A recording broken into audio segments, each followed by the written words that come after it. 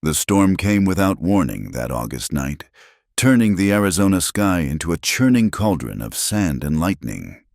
Jack Morrison pressed his shoulder against the cabin door, listening to the wind howl through the canyon like a wounded animal. He'd weathered plenty of sandstorms in his 40-odd years, but this one carried something different, a weight that pressed against his chest and made his old war wounds ache. Through a crack in the shuttered window, he watched the red rocks glow beneath each flash of lightning. The small ranch he'd carved from this unforgiving land wasn't much, just a handful of cattle, a couple of horses, and this weathered cabin perched near the canyon's edge. But it was his, bought with blood money from his mercenary days, and far enough from civilization that most folks forgot Jack Morrison even existed, which was exactly how he wanted it. The wind suddenly died, leaving an eerie silence broken only by the soft patter of sand against wood. Jack's hand moved instinctively to the Colt .45 holstered at his hip.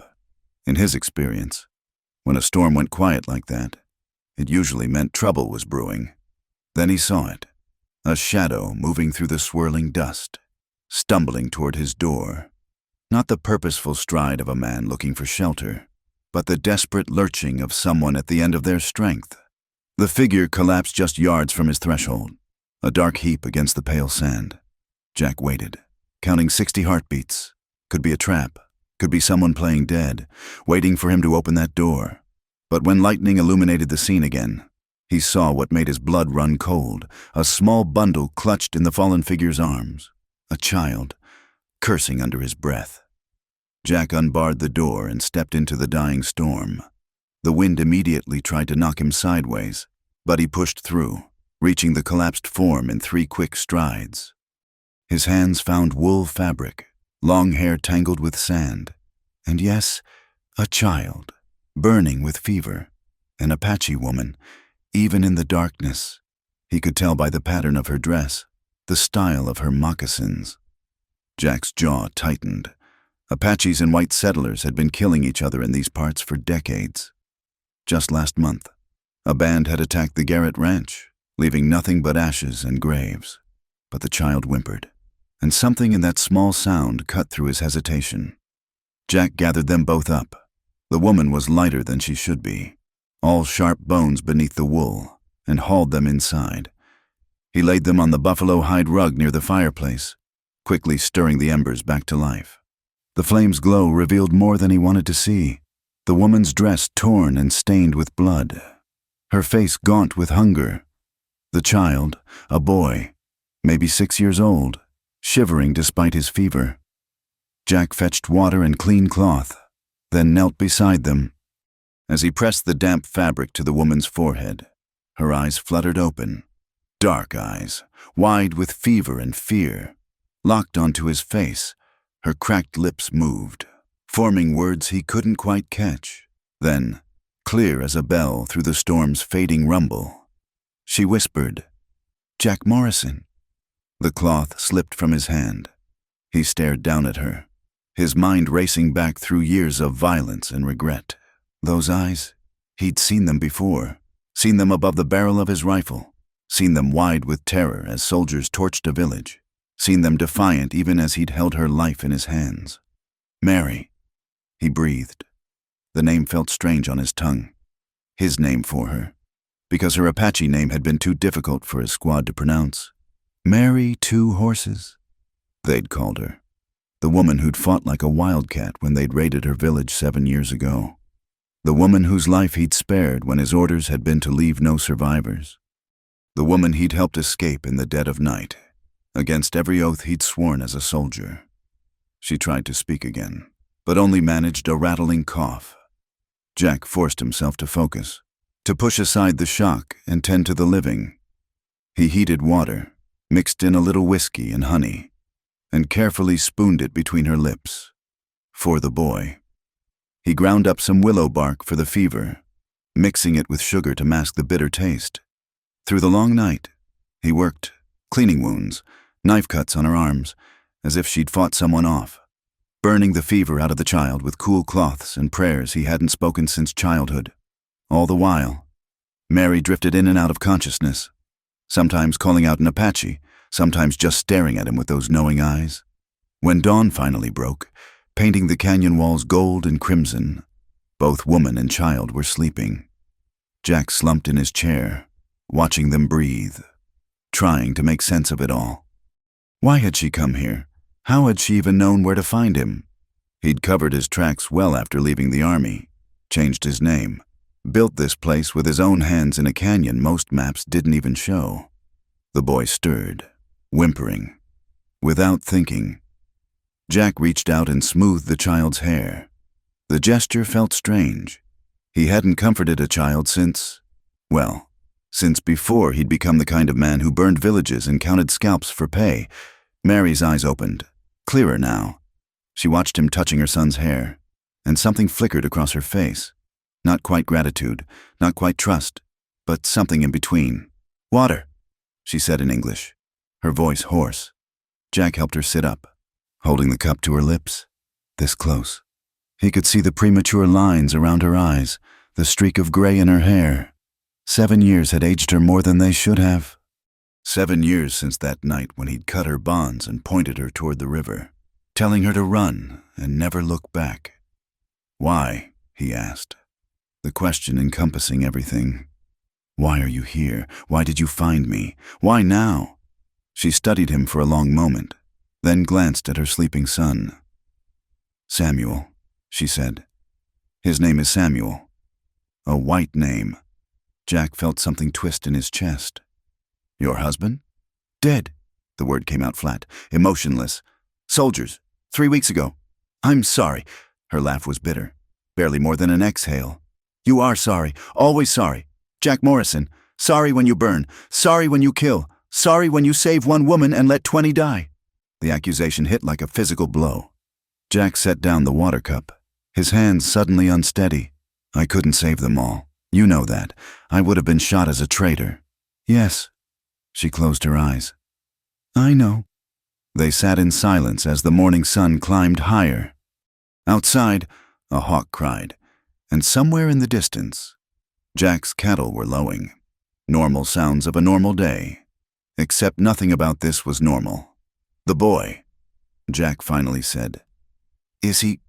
Was his father from your tribe?" Mary's eyes snapped open, dark and unreadable. "Does it matter?" It shouldn't, but looking at the child's face in the morning light, Jack noticed things. The shape of his nose, the lighter cast to his skin, the way his hair caught red hints in the sun. Questions rose in his throat, but he swallowed them back. 7 years ago, after he'd freed her, there had been 3 nights when she'd hidden in his tent while the regiment searched for her. 3 nights when... "No," he said quietly. "It doesn't matter." Mary nodded, some tension leaving her shoulders. She tried to stand, swayed, and Jack caught her arm. Through the thin fabric, he could feel her trembling. "You need rest, food. Those wounds need proper tending. We cannot stay." But even as she said it, her legs gave out, and she sank back onto the buffalo hide. "The hell you can't!" The words came out rougher than Jack intended. "That boy's burning up with fever, and you're weaker than a newborn colt. You try to leave now. You'll both be dead before you reach the canyon mouth. And if we stay, what then? Jack Morrison, you will hide an Apache woman and her son. Here, the good people of Perdition will hang you alongside us." Perdition, the nearest town, 15 miles east. Jack had been there just last week for supplies. Heard the talk about increasing Apache raids, the call for volunteers to join the militia. Mary was right. Harboring her was as good as signing his own death warrant. "Let me worry about that," he said. "Like you worried before, when you set me free and disappeared, when I searched for you and found only stories of a mercenary who killed for gold." Jack stood abruptly, turning away from her accusing gaze. Outside the window, the storm had left the desert washed clean, every rock and cactus sharp-edged in the morning light. "I'm not that man anymore." "No? Then who are you?" He didn't answer, couldn't answer, because the truth was, he didn't know. For 4 years, he'd been trying to bury Jack Morrison the mercenary, the killer, the man who'd done terrible things in the name of manifest destiny and a soldier's pay. But now, with Mary's 2 horses lying on his floor, that past had walked right through his door. The boy, Samuel, coughed in his sleep, and both adults turned to him. Without a word, Jack fetched more water and willow bark. Mary watched him work, her expression unreadable. "He has bad dreams," she said softly. "Calls out for his father." "What happened?" "Your people wanted our land. Good grazing near the river. We had papers, from the government, saying it was ours. Papers mean nothing to men with guns." Jack's hands stilled. He knew the story. It was always the same story. Treaties made and broken, promises written in disappearing ink, land that changed hands at gunpoint. "I'm sorry," he said again, knowing how worthless the words were. "Stop saying that." Her voice carried exhaustion deeper than any physical wound. "Sorry changes nothing. Sorry brings no one back." "Then what do you want from me?" Mary was quiet for so long. Jack thought she'd fallen asleep. Then, so softly he almost missed it. "I want to know why you saved me. The real reason." Jack looked down at his hands, hands that had held rifles and knives, that had taken more lives than he could count, that had also, once, cut through rope and whispered, "Run," to a terrified woman. "I don't know," he admitted. "I looked at you, and I saw something. Maybe just that you weren't afraid. Even with 20 soldiers around you, you looked right at me like you were daring me to do it. And I thought maybe if I saved just one, it would balance the scales? Something like that." Mary's laugh was soft, sad.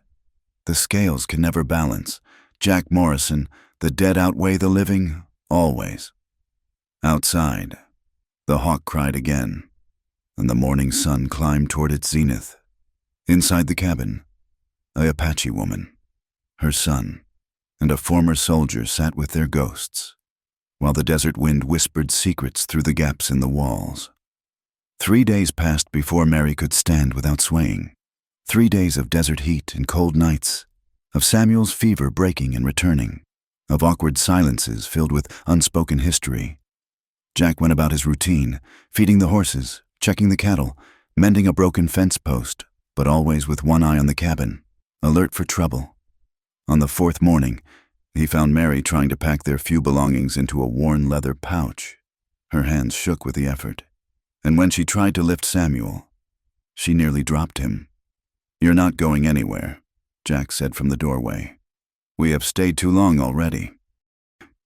She didn't look at him, just kept folding the boy's torn shirt with trembling fingers. "The storm has passed. We must move on." "To where?" "South, maybe Mexico. Somewhere they do not shoot Apaches on sight. That's 300 miles of desert. You wouldn't make it past the first ridge." Mary finally turned to face him, her chin raised despite her weakness. "That is not your concern." "The hell it isn't." Jack stepped into the room, noting how she tensed at his approach. "You came to my door. That makes you my responsibility." "I came because—" She stopped, pressing her lips together. "Because what? How did you even find me? Mary?" She was quiet for a moment, then sank onto the bed, her brief show of strength exhausted. "A trader in Fort Grant. He spoke of a man who lived alone near Devil's Canyon, a man who paid in gold coins and asked no questions. He said this man had eyes like winter sky and a scar on his left hand." She glanced at Jack's hand, where an Apache arrow had left its mark years ago. "I knew." Jack flexed his scarred hand unconsciously. "That was a year ago. You've been looking for me that long?" "No, I was not looking. I had a husband, a home, but then—" She gestured helplessly. "Then I had nothing, only Samuel and memories. And I remembered a soldier who let me go. Maybe he would help again." "Your husband," Jack said carefully. "Tell me about him." Mary's face softened slightly. Thomas Whitehawk, half Apache, half Mexican. He worked as a scout for the army. Thought it would protect us. Give us standing with your people." Her laugh was bitter. "He was wrong." "The attack 3 weeks ago?" "Not an attack. Murder. They came at dawn. Said we were harboring renegades. Thomas tried to show them his papers, his commission from the army. They shot him on our doorstep." Her voice was steady, but Jack saw her hands clench in her lap. "I ran with Samuel. Hid in the rocks, watch them burn everything. Jesus, Jack muttered. If you say sorry again, I will find the strength to hit you. Despite everything, Jack almost smiled. Fair enough. Samuel stirred on his makeshift bed near the fire, mumbling in his sleep, a mix of Apache and English words. Mary went to him immediately, pressing a hand to his forehead, murmuring soothing words in her language. The fever's breaking for good this time, Jack observed. He's tough, like his mother. Mary looked up at him, something unreadable in her eyes. Yes, like his mother. They fell into an uncomfortable routine over the next days. Mary insisted on helping despite her weakness, mending clothes, preparing simple meals from Jack's meager supplies, teaching Samuel to gather kindling near the cabin. The boy was shy at first, watching Jack with large, solemn eyes, but gradually began to warm to him. "Mr. Jack," Samuel said one evening, as Jack was cleaning his rifle, "my papa could shoot a rabbit at 100 yards.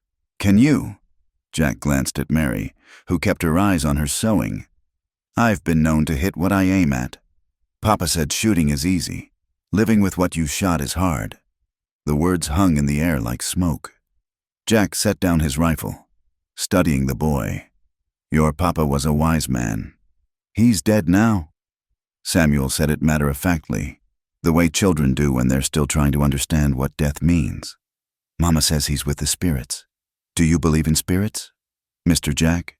"I believe in a lot of things I can't see," Jack answered carefully.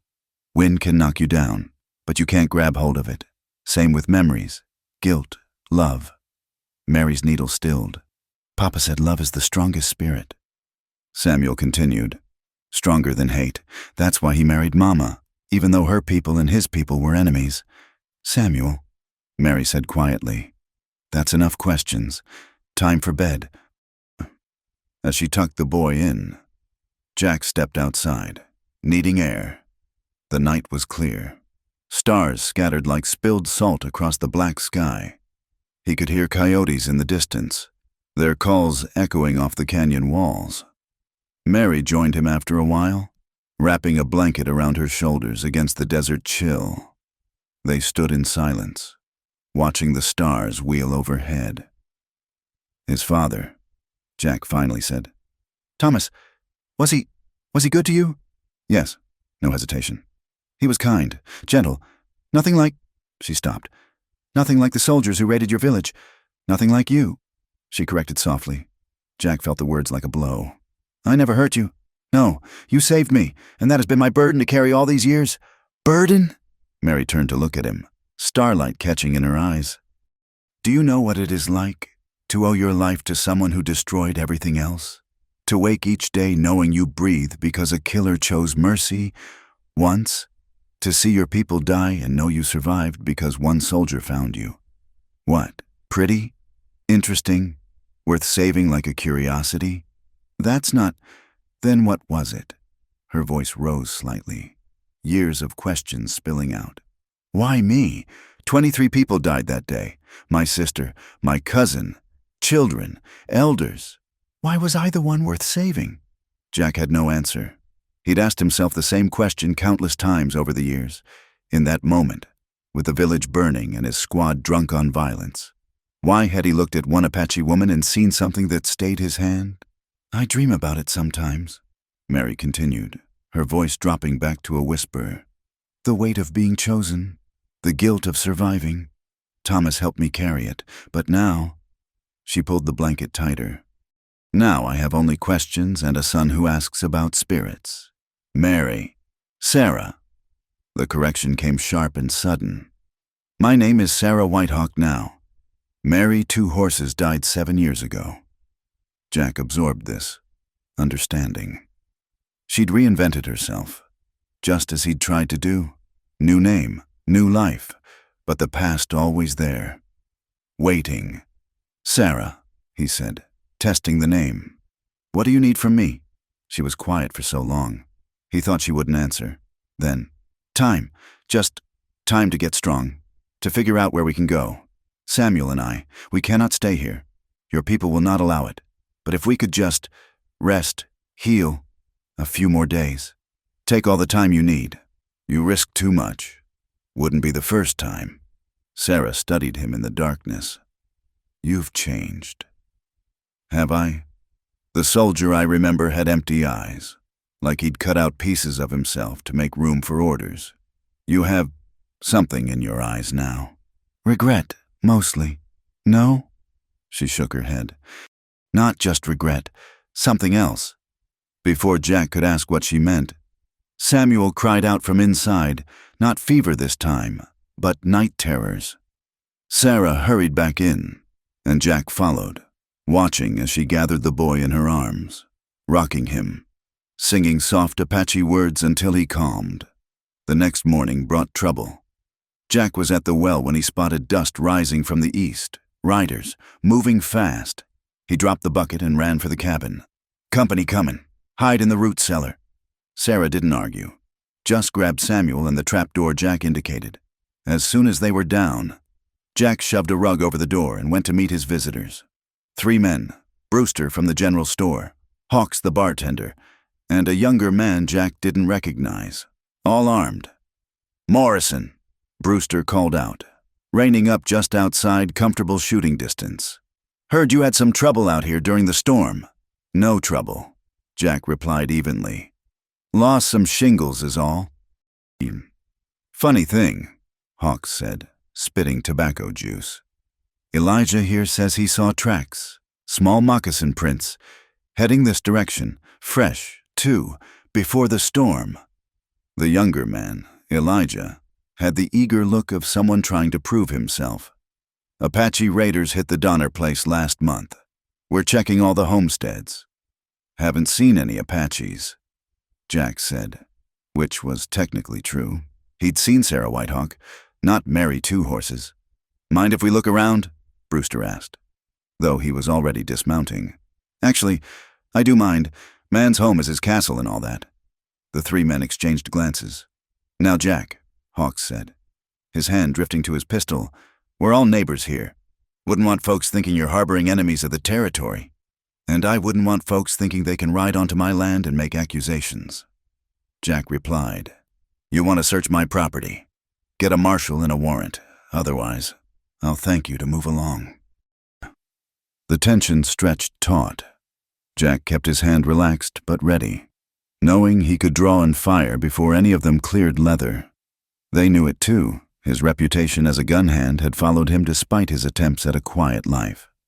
Finally, Brewster remounted. Have it your way, Morrison, but if we find out you've been hiding Apache raiders, you won't, Jack said flatly, because there aren't any. They left, but Jack knew they'd be back. Small towns had long memories and longer grudges.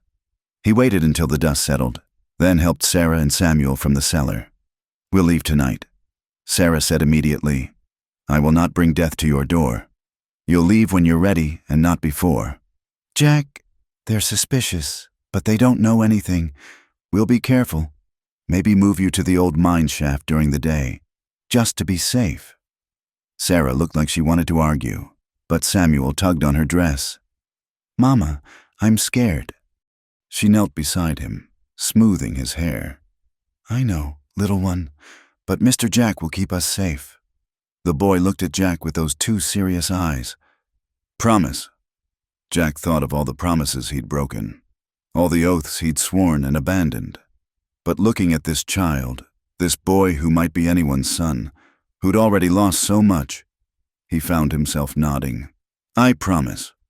Sarah stood slowly, something shifting in her expression. For the first time since she'd arrived, she looked at him without suspicion or accusation, just a long, measuring look that seemed to see past all his defenses. All right, she said quietly. We'll stay. The days that followed took on a strange domesticity that unsettled Jack more than any gunfight ever had. Sarah, he was still getting used to calling her that, proved to be fiercely independent despite her weakened state. She insisted on earning her keep, transforming his bare cabin into something that almost felt like a home. This pot hasn't been properly cleaned since the war, she announced one morning, scrubbing at the cast iron with sand and determination. Which war? Jack asked from the doorway. where he was keeping watch. "All of them," she muttered. And despite everything, he found himself smiling. Samuel had taken to following Jack around during the safer evening hours, peppering him with questions about the horses, the cattle, the stars. The boy was sharp, picking up English words he didn't know with startling speed. "Why do you live alone?" Samuel asked one evening as Jack showed him how to mend a bridle. "Got used to it, I suppose. But don't you get lonely?" Jack glanced toward the cabin, where Sarah was visible through the window, sewing by lamplight. "Sometimes. Mama gets lonely. She tries not to show it, but I know. Sometimes at night. She holds Papa's shirt and cries very quiet so I won't hear." The simple honesty of children could cut deeper than any blade. Jack focused on the leather in his hands. "Your mama's a strong woman." Papa said that too. He said she was like the mountains, beautiful and strong and sometimes dangerous. Your papa sounds like he understood her well. He said he loved her from the first moment he saw her, even though she was pointing an arrow at him. Samuel giggled. "She was trying to steal his horse." "That's so?" But then he spoke to her in Apache, and she was so surprised she forgot to be angry. He said her face was like sunrise. Jack could picture it, Sarah's fierce expression melting into surprise. He'd seen something similar that night 7 years ago when he'd cut her bonds instead of following orders. The next morning, while Samuel napped, Sarah joined Jack at the well. She moved easier now, the gauntness leaving her face as proper food and rest did their work. "He talks too much," she said, nodding toward the cabin. "Samuel, about his father, I should stop him." "Why? Boy should remember his father." "It hurts you to hear it." Jack's hand stilled on the rope. "What makes you think that?" "Your face changes, like clouds across the sun." She took the full bucket from him, their fingers brushing briefly. "You wonder about things that don't need wondering about." "Do I?" Sarah set the bucket down, turning to face him fully.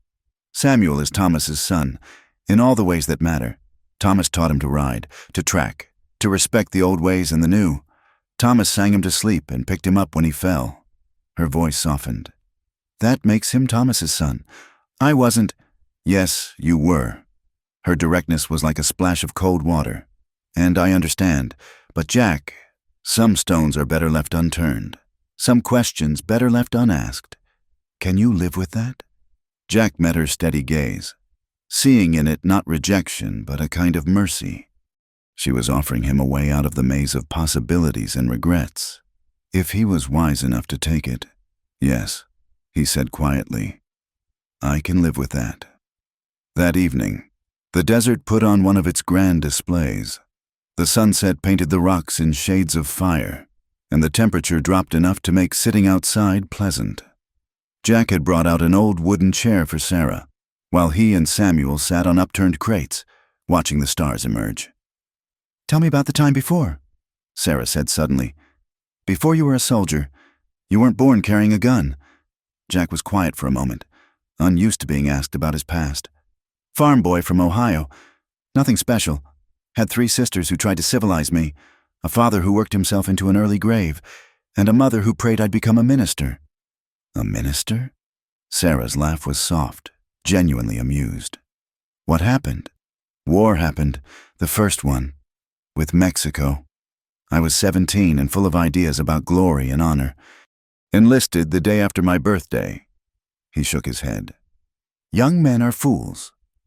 "Young men become old men, if they're lucky. What made you stay in the life after?" "Didn't know how to do anything else by then. Farming seemed small, quiet. After you've seen men die, after you've—" He stopped, glancing at Samuel, who was drawing patterns in the dirt with a stick. "After you've lived that life, normal things don't fit right anymore, like trying to wear clothes you've outgrown." Sarah was watching him, her expression thoughtful. "Yet here you are, farming, living quiet." "Trying to," Jack corrected. "Some days are better than others." "And we have disturbed your peace." "No." The word came out firmer than he intended. "No, you haven't disturbed anything." A comfortable silence fell. Samuel had dozed off against his mother's knee, and Sarah stroked his hair absently. The gesture was so tender, so unconsciously maternal, that Jack felt something shift in his chest. "I should put him to bed," Sarah said, but made no move to rise. "Let him sleep. Night's perfect, and Lord knows there haven't been many perfect nights lately." She looked at him then, really looked at him, and Jack felt exposed in a way that had nothing to do with physical threat. "You're not what I expected to find," she said softly. "What did you expect?" "The same man from 7 years ago. Cold, efficient, going through motions like a machine, but you're—" She paused, searching for words. "You're trying to be human again." "Trying," Jack agreed. "Not sure I'm succeeding." "You are. With Samuel, especially. He's starting to trust you. He's a good boy. You've done well with him. Thomas did well with him. I just held on." The pain in her voice made Jack want to reach out, but he kept his hands still. "Holding on is harder than it looks. Trust me on that." Sarah shifted, adjusting Samuel's weight. "Do you ever think about it? Having a family, children?" "Used to. When I was young, figured I'd come home from the war, marry some nice girl, have a passel of kids. Normal dreams." He shrugged. Life had other plans. Life always does. She was quiet for a moment. "I never wanted children. Growing up, I saw what happened to women with too many babies. How it wore them down. I wanted to be a warrior, like my grandmother. She rode with the men, fought beside them." A soft smile. "Then I met Thomas, and suddenly I wanted everything I'd sworn I wouldn't. Love makes fools of us all." "That it does." Their eyes met and held for a moment too long. Sarah looked away first, color rising in her cheeks. "I should really put him to bed now." She stood, lifting Samuel with practiced ease. Jack watched her carry the boy inside, noticing how the lamplight caught the blue-black shine of her hair, the grace in her movements despite the hardships she'd endured. When she returned, she surprised him by sitting back down. "It's been a long time since I felt safe enough to just sit, watch the stars, exist without looking over my shoulder." "You're safe here," Jack said. "I promise you that. Promises are dangerous things. Jack Morrison, only if you don't mean to keep them." She turned to study him again. "And you always keep your promises." "I try. Failed more than I've succeeded, but I try." "That's all anyone can do, I suppose." She pulled her shawl tighter. "Thomas used to say that the measure of a man wasn't in his successes, but in what he did with his failures, whether he let them bury him or learned to build on them. Thomas sounds like he was a philosopher as well as a scout. He read everything he could get his hands on, said education was the only way our people would survive in your world." Her smile was sad. "He was teaching Samuel to read from the Bible and Shakespeare equally. Said a man should know both the word of God and the words of men." They talked on as the night deepened, sharing stories that skirted around the edges of deeper truths. Jack told her about his sisters, all married now to shopkeepers and farmers back in Ohio. Sarah spoke of her grandmother, the warrior woman who'd taught her to shoot a bow and track deer before she could properly walk. "She would have hated what I became," Sarah said quietly. "Wearing white women's dresses, living in a wooden house, pretending the old ways didn't call to me every night. But you did it for love." "Yes, and I'd do it again. That's the worst part, knowing that even seeing how it ended, I'd still choose Thomas, still choose this pain over never having known him." Jack understood. He'd made his own choices, most of them bad. But they'd led him here, to this moment, sitting under desert stars with a woman whose life he'd saved on impulse and who'd now saved his in ways she didn't even know. "It's late," Sarah finally said, standing. "Thank you for the conversation. For everything." She moved toward the cabin, then paused at the door. "Jack, that night 7 years ago, after you freed me, when I hid in your tent." His breath caught. "Sarah." "I just wanted to say, I knew you never told anyone. That last morning, when your sergeant was questioning everyone about where I'd gone. You could have saved yourself trouble by telling the truth, but you didn't." "No," he agreed quietly. "I didn't." She nodded, just once, then disappeared inside, leaving Jack alone with the stars and memories that suddenly didn't hurt quite as much as they used to. The next day brought a cold wind from the north, unseasonable for the time of year. Jack woke to find Sarah already up, building the fire higher while Samuel shivered under his blankets. "Storm coming," she said without looking up. "Different from the sandstorm. This will bring rain, maybe snow in the high places." "How can you tell?" "The birds told me, and the ache in my bones." She stood, brushing off her hands. "We should gather more wood. Stock up on supplies if you can get to town without raising suspicion." Jack studied the sky, seeing nothing but clear blue. But he'd learned to trust Apache weather sense. They read the land like others read books. "I'll ride out after breakfast. You two stay inside. Keep warm. Be careful. The men who came before, they won't have given up." She was right, of course, but they needed supplies, and putting it off would only make things worse. Jack saddled his horse, checked his weapons, and set out for perdition with a growing sense of unease. The town was busier than usual. Men clustered in groups, talking in low voices that died when he passed, at the general store. Brewster served him with barely concealed hostility, while other customers found reasons to leave quickly. "Heard there was trouble out at the Baxter place," Brewster said as he wrapped Jack's purchases. "Apache raiders. Killed 2 hands, run off with horses." "Sorry to hear it," Jack replied evenly. "Funny thing is, Baxter swears he winged one of them. A woman. Says she was riding with a child." Brewster's eyes bored into Jack's. "Course, wounded people don't get far in this country, unless someone helps them." Jack paid for his goods without comment, but his mind was racing. If they were actively looking for a wounded Apache woman with a child, it was only a matter of time before they came back to his place with more than suspicions. He was loading his saddlebags when a hand fell on his shoulder. Jack spun, hand going to his gun, then relaxed marginally. It was Doc Hollis, the town's only medical man, a gray-bearded former Army surgeon who drank too much and asked too few questions. "Easy there, Morrison," Doc said, hands raised. "Just wanted a word." "About?" Doc glanced around, then stepped closer. "About being careful. There's talk. Ugly talk. Some folks saying you've gone native, if you catch my meaning." "People always talk. True enough. But talk has a way of becoming action in towns like this." Doc's eyes were steady despite the whiskey on his breath. "I've patched up enough bullet holes to know where this kind of talk leads. Just watch yourself. And if you happen to be harboring any wounded visitors, might be time for them to move along." Jack studied the older man's face, reading between the lines. "I appreciate the concern. Doc, don't appreciate it too much. I just don't want to dig any more bullets out of anyone this month." Doc touched his hat and ambled away, leaving Jack to wonder if he'd just been warned by a friend or threatened by an enemy.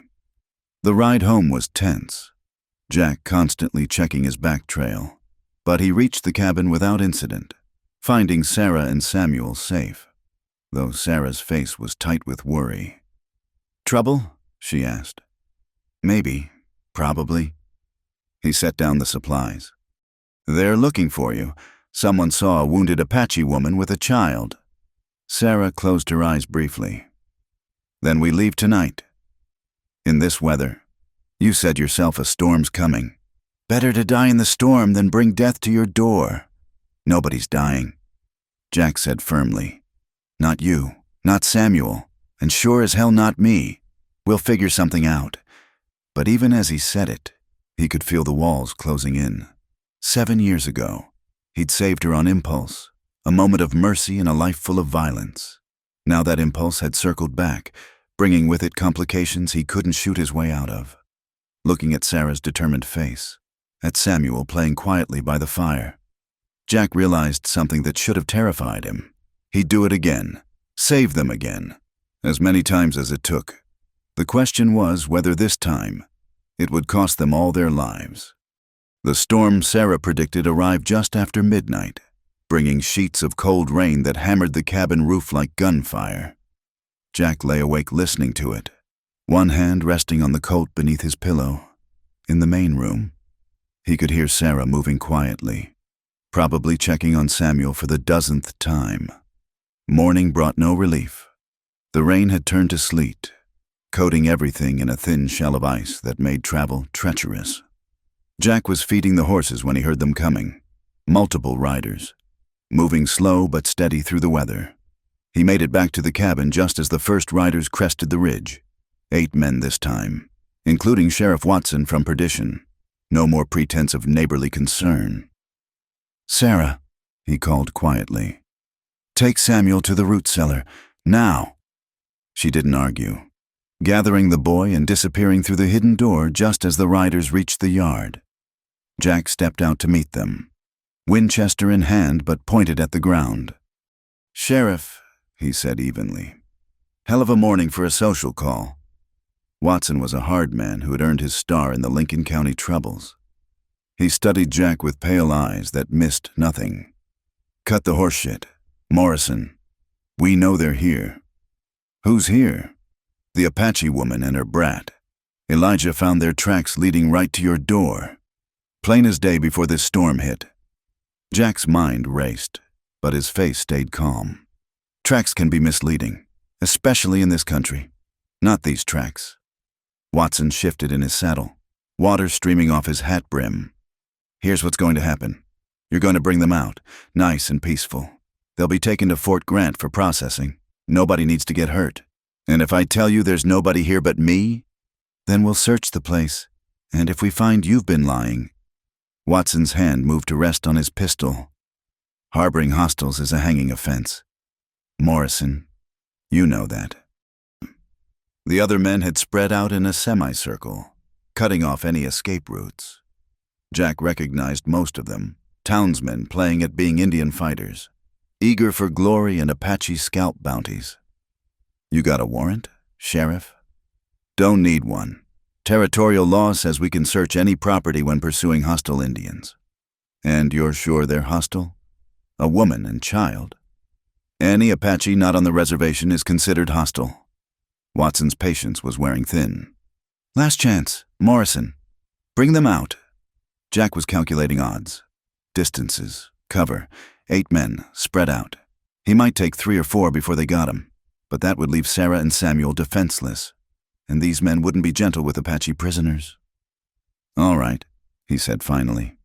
"But I want your word they'll be treated fair, taken to Fort Grant alive and unharmed." Watson's smile was cold. "You're hardly in a position to negotiate. I've got a Winchester and 20 years of practice with it. That puts me in a pretty good position." The tension stretched taut. Then Watson nodded slowly. "You have my word. They'll reach Fort Grant alive." Jack knew what that was worth. Less than nothing, but it bought time. He moved toward the cabin, mind churning through possibilities. At the door, he paused. "Sheriff, just so we're clear, if anything happens to them, I'll be coming for every man here. That's not a threat. That's a promise." He entered the cabin before Watson could respond. Sarah was already climbing out of the cellar, having heard everything. Her face was composed, but he could see the fear in her eyes. Not for herself, but for Samuel. "No," Jack said immediately. "Get back down there. They'll tear this place apart looking... You know this." She lifted Samuel out, holding him tight. "It's over, Jack. It's not over." "Yes, it is." She moved closer, speaking urgently. "Listen to me. Tell them I held you at knife point, that I threatened you. Say whatever you need to say to save yourself. I'm not throwing you to the wolves. They're not wolves, they're men, and men can be reasoned with, bargained with." Her laugh was bitter. "I've done it before. Sarah, my name is Mary Two Horses," she said firmly, straightening her spine. "I am Apache. I will not hide in a hole while you die for me." Samuel clung to his mother's neck, eyes wide with fear. "Mama, I don't want to go." "Shh, my brave one. Remember what Papa taught you? Sometimes we must walk through the storm to reach the sunlight." Jack's throat tightened. He'd seen courage in many forms, but watching Sarah prepare to sacrifice herself for his safety was something else entirely. There has to be another way. There is no other way. There never was. She touched his cheek briefly, her hand cold but steady. "You gave me 7 years I shouldn't have had. A husband, a son, a life. That's more than most get." "Morrison!" Watson's voice carried through the rain. "Time's up!" Sarah moved toward the door, but Jack caught her arm. "Wait, just wait." An idea was forming, desperate and probably foolish, but better than watching her walk to her doom. "Watson gave his word you'd reach Fort Grant alive. He didn't say anything about after. What are you thinking?" "I'm thinking Fort Grant's commander owes me a favor from the old days. Major Harrison, he's a decent man, follows the law but isn't bloodthirsty." Jack spoke quickly, quietly. "If I can get word to him, maybe he can arrange something. Transfer you to the reservation instead of—" He didn't finish. They both knew what usually happened to Apache prisoners. "And until then, you survive. Both of you. Whatever it takes, you survive." Sarah studied his face, then nodded slowly. "We will try. Morrison, we're coming in." "Go," Sarah whispered. "Tell them whatever keeps you safe." But Jack was already moving, grabbing his saddlebags and stuffing them with supplies, food, medicine, ammunition. He pressed them into Sarah's hands. "Hide these in your clothes. You'll need them." The door burst open. Watson and 3 men entered, guns drawn. They took in the scene, Sarah standing proud despite her fear, Samuel crying quietly. Jack positioned between them and the lawman. Well, Watson said. "Looks like we found our Apache raiders." "She's no raider," Jack said. "Her husband was Thomas Whitehawk, Army scout. They have papers." "Had papers," one of the men corrected. "Whitehawk's dead, killed resisting arrest 3 weeks back. Makes her a widow with no legal status." Sarah's chin lifted. "My husband served your army with honor. He—" Watson backhanded her casually. The crack echoing through the cabin. Sarah stumbled but didn't fall, blood trickling from her split lip. Samuel screamed, reaching for his mother. Jack moved without thinking. His fist connected with Watson's jaw, sending the sheriff sprawling. Then the others were on him, rifle butts and fists raining down. He gave as good as he got, feeling ribs crack, tasting blood. But there were too many. "Enough," Watson roared, getting to his feet. "Chain them both. The woman and the breed brat are going to Fort Grant. Morrison's going to perdition to hang." "No!"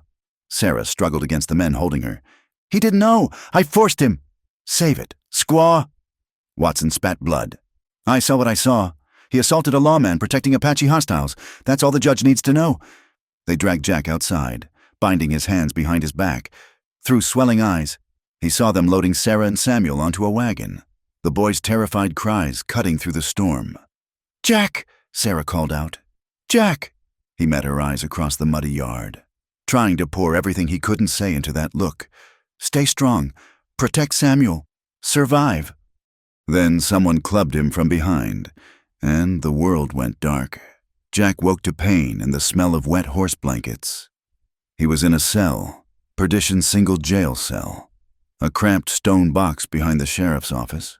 His ribs screamed when he tried to sit up, and his left eye was swollen shut. "About time you woke up." Doc Hollis sat on a stool outside the bars, medical bag at his feet. "Thought Watson might have scrambled your brains permanent. Sarah, the woman, on her way to Fort Grant. Last I heard, Watson sent 4 men with the wagon." Doc leaned forward, lowering his voice. "You damn fool! What were you thinking? Thinking I couldn't let them take her without trying? Well, your trying got you a date with a rope. Judge Thornton's coming special from Tucson. Should be here in 2 days. 2 days. Not enough time for word to reach Fort Grant and back, even if Major Harrison was inclined to help." Jack tested his bonds, finding them solid. "Don't suppose you'd consider leaving that cell door unlocked?" Doc snorted. And join you on the gallows? No, thank you. But I might forget to lock my medical bag. Might leave it a bit too close to the bars when I go. Jack looked at him sharply. The old doctor's face was carefully neutral as he stood, pushing his bag within Jack's reach. Got to report to Watson now. Tell him you'll live long enough to hang proper. Doc paused at the door. Shame about my old scalpel. Been meaning to sharpen it, dull as it is. Wouldn't cut through butter, much less rope. Probably should throw it away. Then he was gone, leaving Jack alone with the medical bag and the ghost of hope. Jack waited until full dark before making his move. The scalpel was indeed dull, but persistence and desperation gave it edge enough. The ropes parted strand by strand, taking skin with them. But finally, his hands were free. The cell lock was more challenge, but Jack had learned some things in his mercenary days. It took precious time, but eventually the tumblers clicked and the door swung open. He found his guns in Watson's desk, along with a disturbing discovery: scalp bounties, fresh ones. 3 Apache scalps with payment vouchers, all signed by Watson. The dates matched raids on peaceful Apache camps, not hostile actions. Jack's blood ran cold. If Watson was collecting scalp bounties, Sarah and Samuel were in mortal danger. Fort Grant was at least a day's ride in good weather.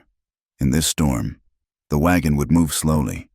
If he pushed hard, he might catch them.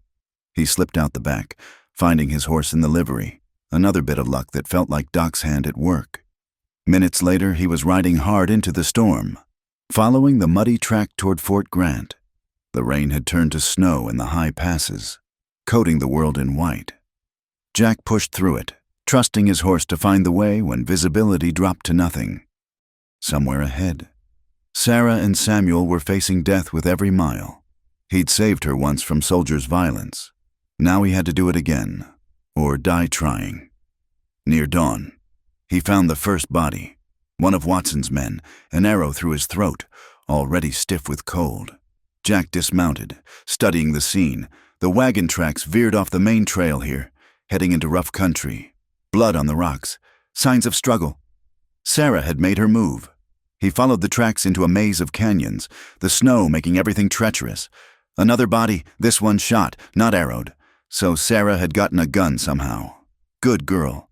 The trail led to a box canyon, and there Jack found the wagon, abandoned and tipped on its side. No sign of Sarah or Samuel, but plenty of blood. Too much blood. Looking for someone. Morrison? Jack spun, gun clearing leather, then froze. Watson stepped from behind a boulder, holding Samuel in front of him like a shield. The boy's face was tear-streaked but defiant. Let him go, Watson. Don't think so. This little breed is worth good money. Of course, not as much as his mother was. Watson's smile was ugly. Shame she tried to run. Had to put her down like the rabid dog she was. The world narrowed to a red tunnel. You're lying. Am I? Check behind the wagon. What's left of her? Anyway, my boys had some fun first. Jack forced himself to breathe, to think past the rage. Samuel was watching him with those 2 old eyes, and Jack read the truth there. The boy was trying to tell him something. You killed an unarmed woman. I killed an escaped hostile who murdered 2 lawmen. Watson shifted, pressing his gun harder against Samuel's temple. Drop your weapon. Morrison, you're under arrest. No. No? Boy dies, then. You kill him. You've got no shield. And I'll put 6 bullets in you before you clear that rock. Jack's voice was steady as granite. But you let him go, and I'll come quiet. You can hang me legal. Claim the glory. Hero sheriff who caught the Apache lover. Watson considered, greed warring with caution in his eyes. Drop the gun first. Boy walks to me, then I drop it. You think I'm stupid? I think you're a businessman. Dead hero's worth nothing. Live hero can run for mayor, maybe territorial governor. Jack smiled coldly. Let the boy go, Watson. He's just a breed orphan, worth less than the bullet to kill him. It was a desperate gamble, appealing to Watson's ambition and greed. For a long moment, nothing moved but the falling snow. Then Watson shoved Samuel forward. Go on, brat. Run to your Apache-loving friend. Samuel stumbled through the snow. and Jack fought the urge to rush to him. "Wait," he told himself. "Wait." The boy reached him, and Jack pushed him gently behind his body. "Drop the gun, Morrison." Jack bent slowly, placing his Colt in the snow. As he straightened, he saw Watson's mistake. The sheriff had stepped clear of the boulder, eager to claim his prize. "You know what your problem is, Watson?" Jack asked conversationally. "You never learned that a man who's lost everything is the most dangerous man alive." He moved in a blur, left hand sweeping Samuel aside while his right found the hideout gun in his boot. Watson's eyes widened, his gun swinging toward Jack. 2 shots cracked across the canyon, echoing off stone. Watson stumbled back, red spreading across his shirt. He looked down at it in surprise, then up at Jack. You shot me." "Yes," Jack agreed. "I did." The sheriff fell to his knees, then forward into the snow. The white turned red around him, and then he was still. Jack holstered the hideout gun and turned to Samuel, kneeling in the snow. "You hurt!" The boy shook his head, tears cutting tracks through the dirt on his face. "Mama, show me." Samuel led him behind the overturned wagon. Jack's heart clenched at what he found: torn fabric, blood on the rocks, clear signs of violence, but no body. "Samuel," he said urgently. "Where is she?" "Gone," the boy whispered. "The men, they hurt her. She was bleeding. Then she went very quiet and they said she was dead. They threw her—" He pointed toward the canyon's edge, where a steep slope disappeared into morning mist. Jack moved to the edge, heart hammering. The slope was severe, but not quite a cliff. In the snow and poor light, a body thrown down might slide rather than fall. And if Sarah had been playing dead? "She's alive," he said, as much prayer as statement. "Your mama's tough, Samuel, toughest woman I know. We're going to find her." But first, he had to deal with the rest of Watson's men. By Jack's count, at least 2 were unaccounted for. He gathered weapons from Watson's body, then lifted Samuel onto his horse. "Can you ride?" "Yes, sir. Papa taught me." "Good. If something happens, you ride hard for Fort Grant. Find Major Harrison. Tell him everything." "Understand?" Samuel nodded solemnly. "But what about Mama?" "I'll find her, I promise." They worked their way carefully down the slope, Jack reading sign in the disturbed snow. Blood here, broken branches there. Someone had definitely gone down this way, fighting to slow their fall. At the bottom, the trail disappeared into a frozen creek bed. Jack dismounted, studying the ice. There, a smear of blood on a rock. She'd made it this far. A shot cracked out, splintering bark near Jack's head. He spun, shoving Samuel behind cover as another shot followed. "Morrison, throw down your guns or we'll—" Jack didn't let him finish. These men had tortured Sarah, would have killed her son. They deserved no parley, no chance to surrender. He came around the rocks firing, years of practice making each shot count. When the smoke cleared, 2 more of Watson's men lay dead in the snow. Jack reloaded mechanically, listening for more threats. But the canyon was silent except for the whisper of falling snow. "It's over," he told Samuel. "They're all gone." They found Sarah 100 yards downstream, collapsed in a shallow cave barely big enough to shelter her. She was unconscious, clothes torn, body marked by violence Jack didn't want to name. But she was breathing. "Mama!" Samuel scrambled to her, small hands touching her face. "Mama, wake up!" Jack wrapped her in his coat, trying to assess the damage. Knife cuts, bruises, possible broken ribs, but no immediately fatal wounds. The cold had probably saved her, slowing the bleeding. Sarah's eyes fluttered open, unfocused at first, then they sharpened. Finding Samuel. "My brave one," she whispered. "You're safe. Mr. Jack saved us. Mama, he shot the bad men." Her gaze shifted to Jack, and something passed between them that needed no words. He'd kept his promise. He'd saved them. "Can you ride?" he asked gently. "If you tie me to the saddle." Her voice was thread-thin but determined. "We can't stay here." Jack made a travois from branches and the wagon's canvas. padding it with everything soft he could find. It would be a hard journey to Fort Grant, but they'd make it. They'd survive too much to fail now. As he lifted Sarah onto the travois, she caught his hand. "Jack, thank you." "No need for thanks. We're not done yet. If something happens, nothing's going to happen. You're going to Fort Grant. You're going to heal. And then we're getting you and Samuel somewhere safe. Despite everything." A ghost of a smile touched her lips. "You still trying to save me, Jack Morrison?" "Always," he said, and meant it. The journey to Fort Grant took 2 days through the snow. 2 days of Sarah drifting in and out of consciousness, of Samuel riding close to Jack, of constant vigilance for more threats. But they made it, arriving at the fort as sunset painted the walls gold. Major Harrison himself met them at the gates, alerted by sentries. His face went hard when he saw Sarah's condition. "What happened here, Morrison?" "Sheriff Watson and his scalp hunters happened," Jack said bluntly. "They're dead now. This woman and her son need protection and medical care." Harrison studied Jack's face, reading the truth there. "Get them to the hospital. We'll sort out the rest later." As the fort's doctor took charge of Sarah, Harrison pulled Jack aside. "You killed a territorial sheriff. I killed a murderer who happened to wear a badge. That's a distinction that might not matter to a judge. Then I'll hang, but not before I see her safe." Harrison was quiet for a moment. "Thomas Whitehawk was a good man. Served under me for 3 years. His widow and son deserve better than they've gotten." "Yes, sir, they do. I might know a missionary group headed for California. Good people who don't ask too many questions about a widow's background." Harrison met Jack's eyes. "Of course, they'd need an escort. Someone good with a gun who knows the trail." Jack felt something ease in his chest. "Sounds like they would." "Report to my office tomorrow. We'll work out the details." Harrison paused. "And Morrison, for what it's worth, you did the right thing. Thomas would be grateful." As the major walked away, Jack made his way to the post hospital. Through the window, he could see Sarah sleeping.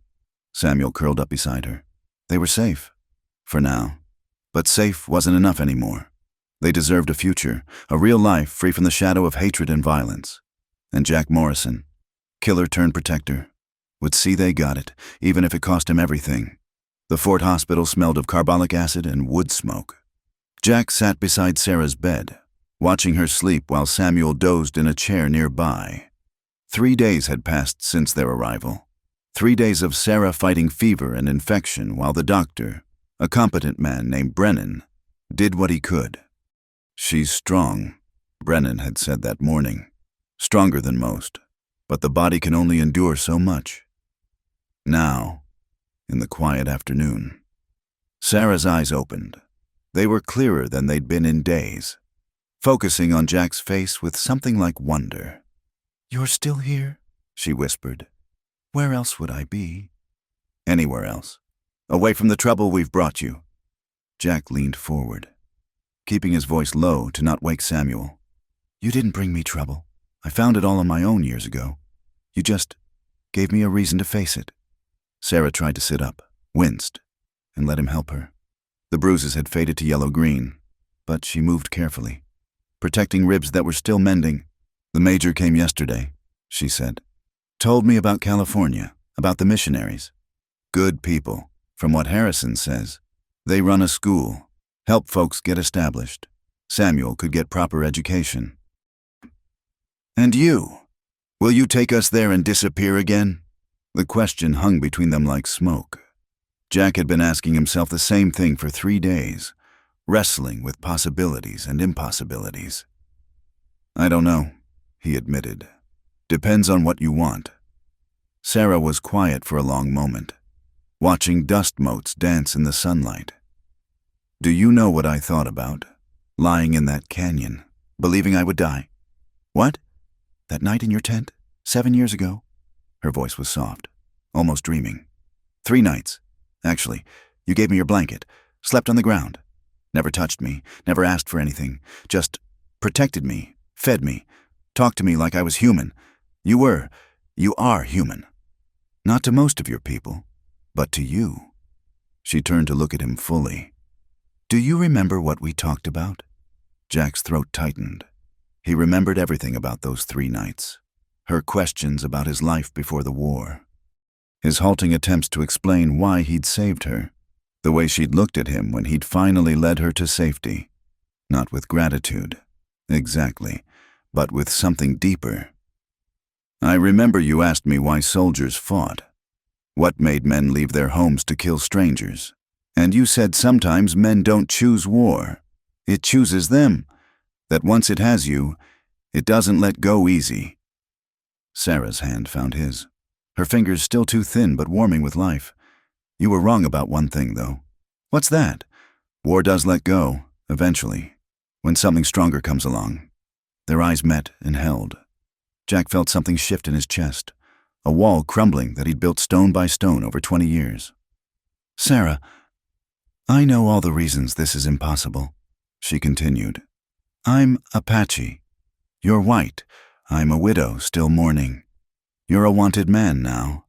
My son needs stability, not more running. But Jack, her grip tightened. I've lived the careful life, the proper life. I married a good man who fit into both worlds, tried to walk the narrow path between them. And where did it lead? To the same violence, the same loss. What are you saying? I'm saying that when I thought I was dying, my regret wasn't about chances I took. It was about chances I didn't take. She lifted their joined hands, studying the contrast, her copper skin against his sun-weathered brown. We've already paid for all the sins they'll accuse us of. Why not claim some happiness too? Before Jack could respond, Samuel stirred in his chair. Mama? He rubbed his eyes, then brightened. You're awake. The moment broke as Sarah turned to her son, but her hand stayed in Jack's. They spent the afternoon talking quietly. Samuel chattering about the soldiers he'd met, the horses he'd seen. Normal conversation that felt like a miracle after what they'd survived. That evening, Major Harrison visited. He studied the 3 of them, Sarah propped up in bed, Samuel playing with toy soldiers a kindly sergeant had carved, Jack standing protective guard, and something in his expression softened. The missionary group leaves in a week, he said. That should give Mrs. Whitehawk time to travel. I've arranged papers identifying her as the widow of an Army scout, eligible for safe passage and a small pension. Thank you, Major, Sarah said quietly. Don't thank me.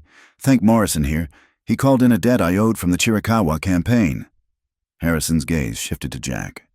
Speaking of debts, yours to society is officially paid. Watson's dead, along with 4 men who've since been identified as scalp hunters wanted in 3 territories. The judge in Tucson ruled it self-defense. Jack blinked, not quite believing. Just like that? Just like that? Seems Doc Hollis had some interesting evidence about Watson's side business, scalps, false reports, murdered scouts. Harrison's smile was grim. You did the territory a favor. Morrison, though I'd suggest you still leave with that missionary train, some folks have long memories. After Harrison left, Jack walked outside, needing air. The fort was settling into evening routine. Bugle calls, soldiers heading for mess, the flag lowering against a painted sky. It all felt surreal after the violence of the past weeks. He sensed rather than heard Sarah approach. She moved carefully, one hand pressed to her ribs, but her step was steady. You shouldn't be up. I've spent enough time in bed. She stood beside him, watching the sunset paint the mountains crimson. It's beautiful here. It is, but not home. No, not home. Jack glanced at her. Where is home for you now? I don't know. The place I was born is gone. The place I lived with Thomas is burned. Maybe home isn't a place anymore. Maybe it's... She paused, choosing words carefully. Maybe it's the people who see you truly and choose to stay. They stood in comfortable silence until the sun dipped below the horizon. Then Sarah spoke again, so softly he almost missed it. That night, the first night in your tent, you asked me my real name, my Apache name. You wouldn't tell me. I couldn't. Names have power, and I didn't trust you yet. She turned to face him fully. It's Nantan Lupan. It means wise leader. My grandmother named me. Said she saw something in me that would guide others. I never understood what until I had to guide my son through darkness. Until I had to lead us to your door, following instinct more than wisdom. She smiled sadly. My grandmother would laugh. The wise leader, seeking shelter with her people's enemy. I'm not your enemy, Sarah. I never was. I know.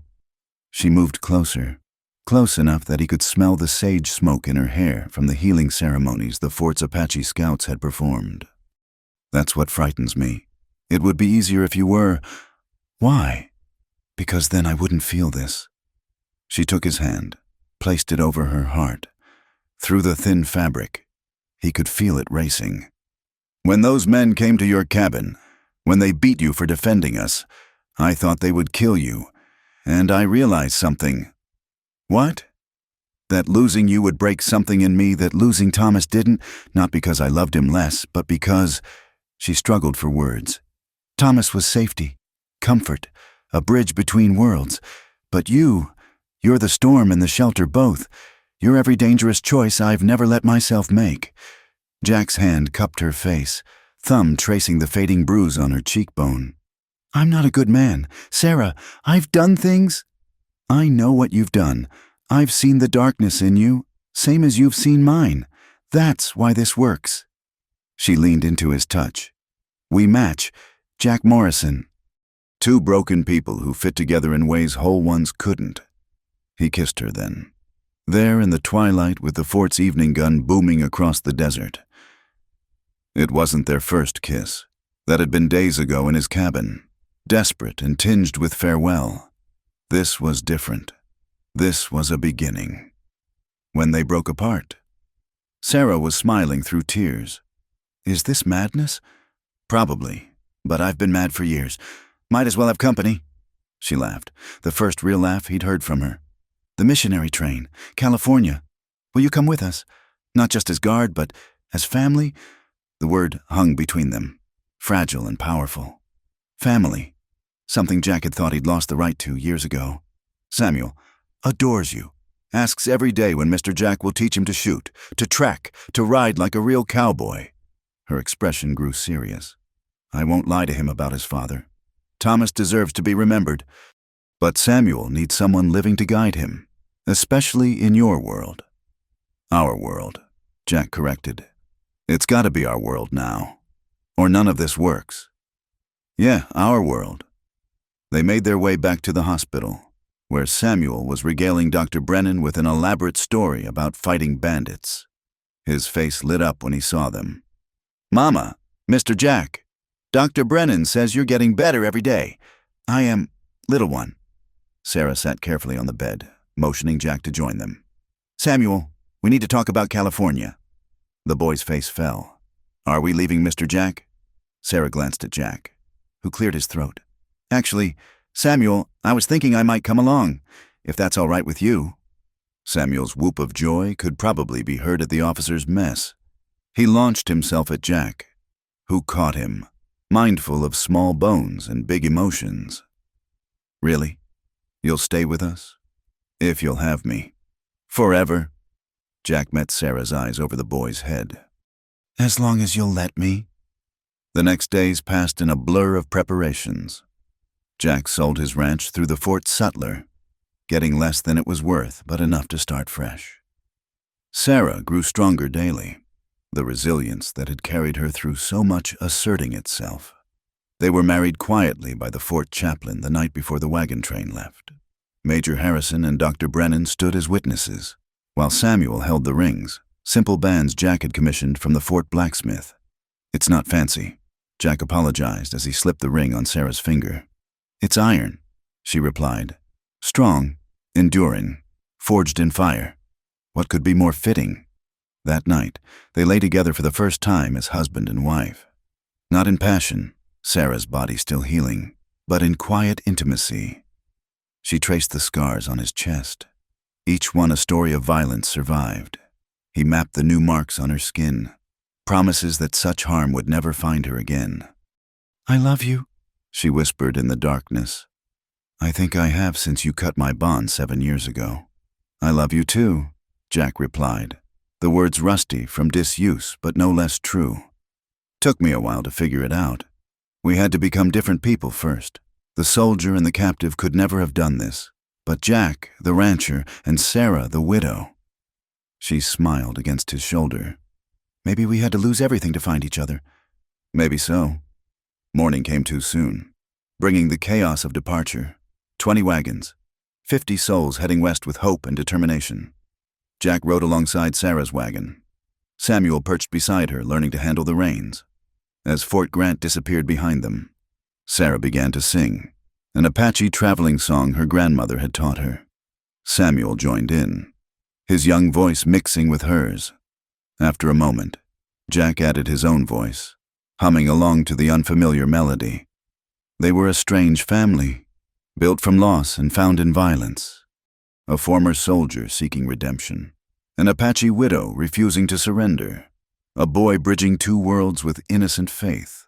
But they were a family nonetheless, bound by choice rather than blood, by love rather than law. The trail to California stretched long and uncertain ahead. There would be challenges, prejudice, hardship, the shadows of the past. But for now, in this moment, they were together. They were free.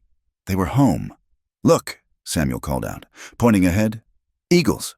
2 golden eagles circled overhead, riding the thermals higher and higher until they were just specks against the endless blue. Jack reached over to take Sarah's hand, and she squeezed back, her wedding ring warm against his palm. "A good sign," she said softly. "The best." He agreed, and they rode on toward California, toward the future, toward a life that neither could have imagined but both were ready to claim. Behind them lay ashes and graves.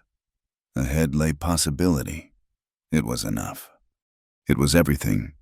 It was a beginning. California was everything and nothing like Jack had imagined. The missionary settlement sat in a valley between rolling hills, green with winter rains, a far cry from the harsh Arizona desert. Whitewashed buildings clustered around a small church, with a neat garden plots and orchards stretching toward the mountains. "Welcome to New Haven," Father Miguel said, helping Sarah down from the wagon. The priest was a round Mexican man with kind eyes and work-worn hands. "We have a cottage prepared for your family." Family. The word still felt new in Jack's mouth, like a language he was learning to speak, but watching Samuel race ahead to explore. Hearing Sarah's soft intake of breath at the peaceful scene, he felt something settle in his chest. Their cottage was small but clean, 2 rooms with real glass windows and a wood floor. Sarah ran her fingers over the smooth planed walls, tears gathering in her eyes. "It's perfect," she whispered. That first month was an adjustment for all of them. The other families in the settlement were polite but wary. A mixed marriage was unusual enough. But Jack's reputation had somehow preceded them. Former soldier, former mercenary, killer of lawmen. The women clutched their children closer when he passed. Sarah bore it with quiet dignity, focusing on making their house a home. She planted herbs by the door, hung curtains she'd sewn from fabric bought with their dwindling funds. But Jack saw the hurt in her eyes when invitations to quilting bees went to every woman but her. "Give them time," Father Miguel counseled. "Fear is a habit that breaks slowly." The breakthrough came unexpectedly. The Carlson family's youngest, a girl of 3, wandered too close to the river during spring flooding. Jack heard the screams, saw the child swept away by the current, and acted without thought. He plunged in, fighting the icy water, and managed to grab her just before she would have been pulled under a fallen tree. When he placed the sobbing child in her mother's arms, something shifted in how the settlement looked at him. Mrs. Carlson, who'd previously crossed the street to avoid him, gripped his hands with tears streaming down her face. "Thank you," she gasped. "Thank you, thank you." After that, the walls began to crumble. Men nodded to him at the general store. Women included Sarah in their gatherings. Samuel made friends with the other children, his mixed heritage mattering less than his skill at marbles and climbing trees. But peace was fragile, as they learned when riders appeared one April morning. Jack was teaching Samuel to mend harness when he spotted them. 4 men, moving with the purposeful air of hunters. His hand went automatically to where his gun should be, found only empty air. He'd stopped wearing it in the settlement, trying to fit into peaceful life. "Samuel," he said quietly, "go to the house. Tell your mother we have visitors." The boy read his tone. Scrambling off without argument? Jack stood slowly, watching the riders approach. The lead man was young, maybe 25, with the kind of clean-shaven face that suggested education and money. "Jack Morrison?" the young man asked, dismounting with studied casualness. "That's right. And you are?" "James Watson. I believe you knew my father." Jack's blood chilled, but he kept his face neutral. "I knew a Sheriff Watson in Arizona Territory. The sheriff you murdered." The young man's voice was calm, almost conversational, along with 4 deputies. "Your father was a scalp hunter who tortured and killed innocent people. The territorial judge ruled. I know what the judge ruled." James Watson stepped closer, and Jack could see the family resemblance now. Same cold eyes, same cruel twist to the mouth. "But judges can be wrong, or bought. I've spent 6 months tracking you. Morrison, following your trail here. What do you want?" "Justice. For my father." Watson smiled thinly. "But I'm not a barbarian. I'm offering you a choice. Face me fairly, man to man, or I'll pursue this through the courts. Drag your Apache wife through testimony. Make your boy relive his mother's experiences with my father's men."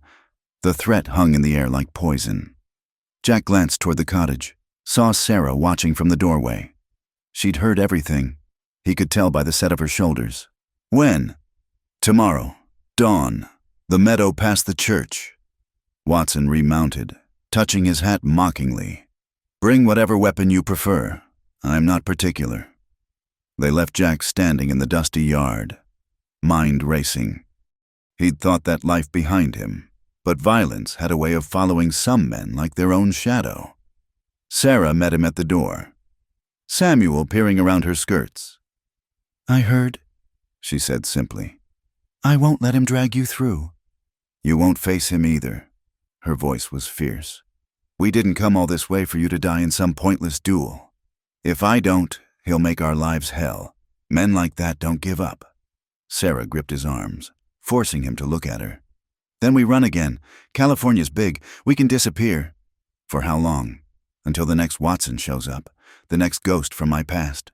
Jack pulled her close, breathing in the scent of her hair.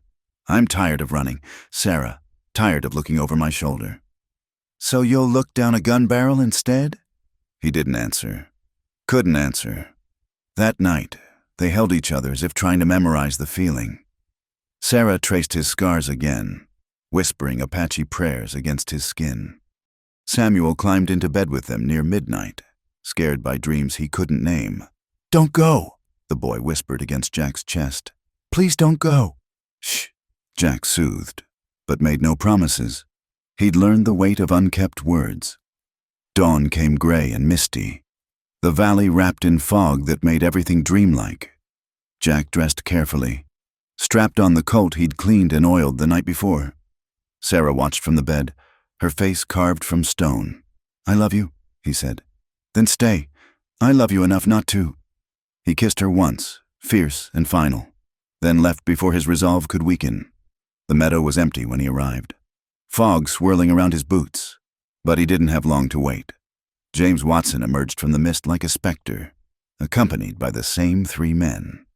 "Wasn't sure you'd come," Watson said. "Thought you might grab your squaw and run. I'm here." Jack's voice was steady.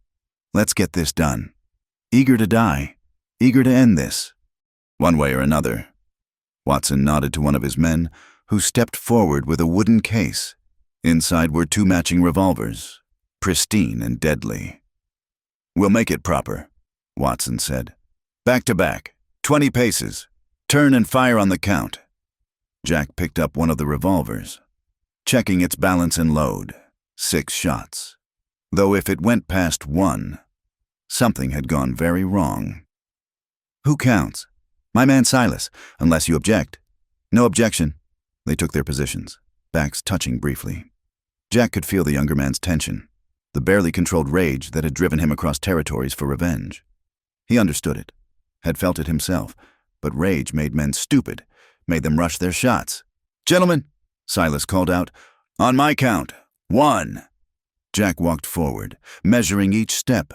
The fog was lifting slowly, revealing the mountains beyond. 10. He thought of Sarah, probably watching from the cottage window. Of Samuel, who needed a father to guide him through the world. 15. His boot splashed in a puddle. A meadowlark called from somewhere in the mist. 20. Turn and fire. Jack spun, arm extending smooth as silk, a lifetime of practice in the motion.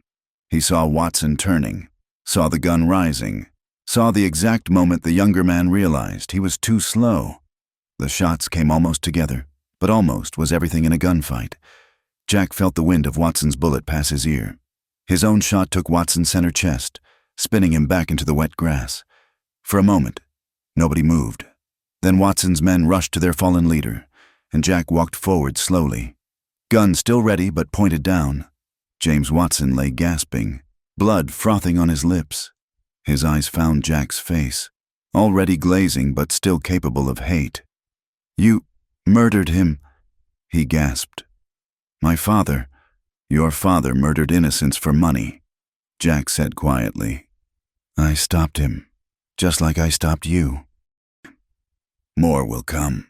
His friends won't let them come." Jack holstered his weapon. "I'll be here." Watson tried to speak again, but only blood came. His men lifted him, carrying him toward their horses, but Jack could see it was too late.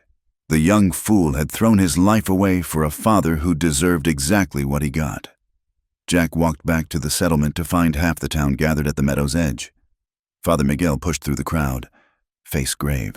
"What happened here?" "Justice," Jack said tiredly. "Or revenge. Sometimes it's hard to tell the difference." The priest studied his face, then nodded slowly. "Come, your family is waiting." Sarah met him at the cottage door, searching his face and body for wounds, finding none. She collapsed against him, her composure finally breaking. I was so afraid." "I'm here," Jack murmured against her hair. "I'm here, and I'm not going anywhere." Samuel crashed into their legs, wrapping his arms around them both. "You came back. I promised, didn't I?" Jack ruffled the boy's hair. A man keeps his promises. The aftermath was surprisingly simple. The sheriff from the nearby town investigated, found the duel had been fairly conducted with witnesses. Watson's men testified that their employer had initiated the challenge. Within a week, it was settled legally, though Jack knew the other kind of settling would take longer. But something had changed in how the settlement saw them. Not fear now, but a kind of respect. Jack Morrison had faced his past and survived. He'd protected his family without becoming the monster his enemies claimed he was. Spring flowed into summer, bringing growth and unexpected peace.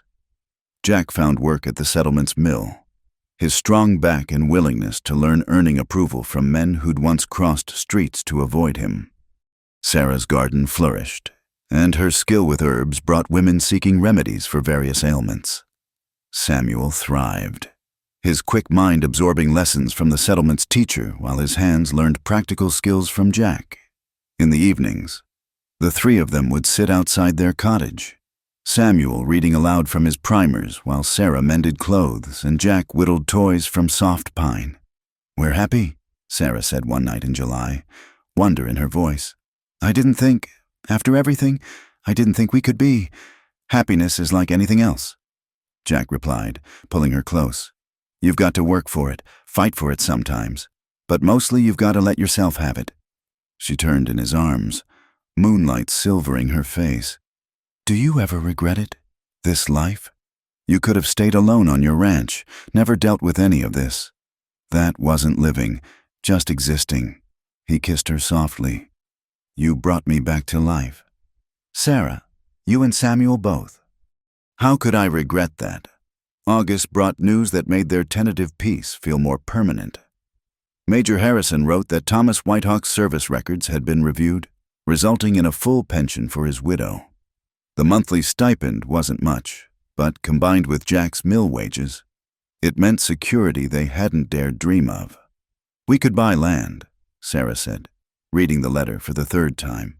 "Build our own place, somewhere Samuel can grow up without whispers following him. Or we could stay," Jack suggested. "These people know us now.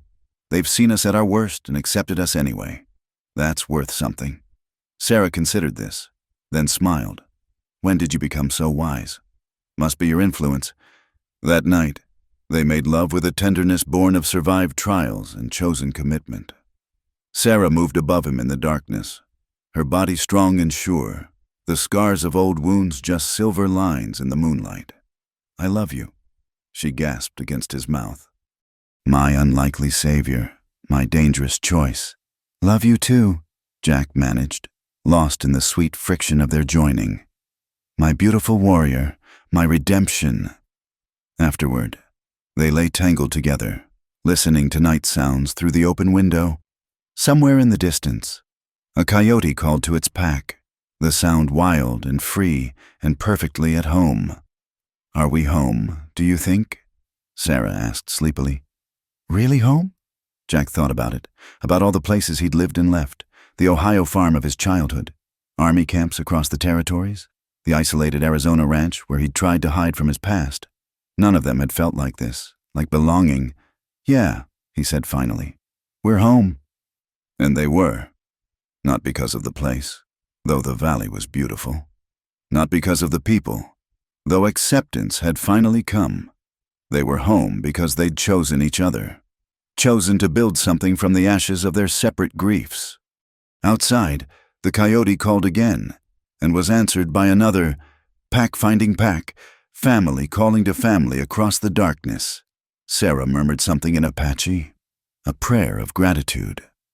Jack thought and curled closer against him. Tomorrow would bring its own challenges. There would be more ghosts to face, more prejudice to overcome, more nights when the weight of the past pressed heavy. But there would also be Samuel's laughter, Sarah's songs, the simple pleasure of honest work and earned rest. It was enough. More than enough. It was everything. The attack came on a moonless September night, swift and brutal as a desert storm. Jack woke to the sound of horses. Too many and moving too fast for honest travelers. He rolled from bed, reaching for his gun, just as the first torch sailed through their window. "Sarah! Samuel!" He pulled them from sleep as flames began licking at the curtains. "Out the back! Now!" Sarah didn't question, just grabbed Samuel and the bag she always kept ready. Old habits from a life of running. They slipped out as the front door splintered under boot heels. "Morrison!" A voice roared from the darkness. "Time to pay what you owe." Jack recognized that voice. Dalton, one of Watson's men who'd carried the body away. So the son's prediction had come true. More men seeking vengeance for the avenged. "The church," Jack whispered, pushing Sarah and Samuel ahead. "Father Miguel will—" A rifle cracked, bark exploding from the tree beside them. Samuel cried out in fear, and Sarah swept him into her arms, running hard despite the burden. Jack turned, firing into the darkness, buying them precious seconds. The settlement was waking now, lights appearing in windows, voices calling out in alarm. But Dalton's men were already spreading through the streets, at least a dozen of them. Maybe more. They almost made it. The church doors were in sight when riders cut them off, forcing them toward the river. Jack counted muzzle flashes, calculated odds, and didn't like the arithmetic. Too many guns, too little cover, and Sarah already stumbling with exhaustion and Samuel's weight. "This way," he hissed, leading them into the cottonwoods along the riverbank. The trees offered some protection, but he could hear pursuit closing in, men calling to each other as they tightened the net. They splashed through the shallows, the cold water shocking but masking their sound. Jack found what he was looking for, a deep cut in the bank where spring floods had carved a hollow beneath the roots of a massive oak. "In here." He helped them squeeze into the space, barely big enough for Sarah and Samuel. Stay quiet, no matter what happens. Jack, no! Sarah reached for him, understanding his intent. I love you. He pressed his lips to hers, tasting tears and desperation. Both of you, always remember that. Then he was gone, moving back through the trees, making noise to draw pursuit away. Behind him, he heard Sarah muffle Samuel's protests, and his heart twisted. But this was the only way. Let them think he was alone. Let them chase him while his family escaped. There, by the water! Jack ran, boots slipping on wet stones, branches tearing at his clothes. A bullet whined past his ear. Another tugged at his shirt. He fired back, saw a shadow fall, kept running. The ground dropped away suddenly, a small waterfall he'd forgotten about. Jack went over, landing hard in the pool below, the impact driving air from his lungs. He struggled up, coughing, just as they appeared on the bank above. Got him trapped. Boys! Jack dove as rifles spoke, bullets slapping into the water around him. He made it to the far bank, scrambled behind a boulder, checked his ammunition. 3 shots left, not near enough. Come on out, Morrison. Dalton's voice carried over the water. Make it easy on yourself. Go to hell. Been there, didn't care for the climate. Dalton laughed, ugly and confident. Tell you what, give yourself up, and we'll make it quick. Keep fighting. And well, Watson told us all about what happened to that Apache bitch. Maybe we'll visit her again when we're done with you. Red rage flooded Jack's vision. He came up firing, his remaining shots carefully placed. One man spun away clutching his shoulder. Another dove for cover. But then Jack's hammer clicked on empty chambers, and they knew it. He's dry. Take him! They came at him in a rush. Too many to fight. Jack threw his empty gun, caught one man in the face, then went down under the weight of bodies. Fists and boots found him, pain exploding across his ribs, his back, his face. He fought with desperate fury, knowing that every second he held them here was another second for Sarah and Samuel to get away. A rifle butt ended it, stars exploding across his vision before darkness claimed him. Jack woke to agony and the smell of smoke. He was tied to a cottonwood, rough bark against his back, blood in his eyes. The settlement burned in the distance. Not all of it, but enough. His cottage was gone, along with 2 others. Dalton's work, punishing the whole community for harboring him. About time you joined us. Dalton stepped into view, backhanded by flickering torchlight. Was beginning to think we'd hit you too hard. Jack spat blood. Get on with it. Oh, I intend to. But first, thought you should know. We found your hidey hole by the river. Empty, of course. That Apache woman's got good instincts. Relief flooded through Jack, though he kept his face neutral. They'd escaped. Nothing else mattered. Course, we'll find them eventually. Dalton continued. Woman and a kid can't get far on foot. When we do. He smiled. And it was Watson's smile. Cold and cruel. Well, the boys have been lonely. Indian women are good for warming bedrolls. I hear... Jack tested his bonds, finding them solid. You touch them, and I'll... You'll what? Bleed on me? Dalton laughed. Face it, Morrison. You lost. Your woman will pay for what you did. The boy, too. Should have stayed in Arizona. Should have let sleeping dogs lie. Your boss was no dog. Just a rabid cur that needed putting down. The blow rocked Jack's head back, fresh blood flowing. But he smiled through it, showing red teeth. Truth hurts, doesn't it? Know what else hurts? Dalton drew his knife, the blade gleaming. Time for your last lesson. Teacher. The blade had just touched Jack's throat when the shot rang out.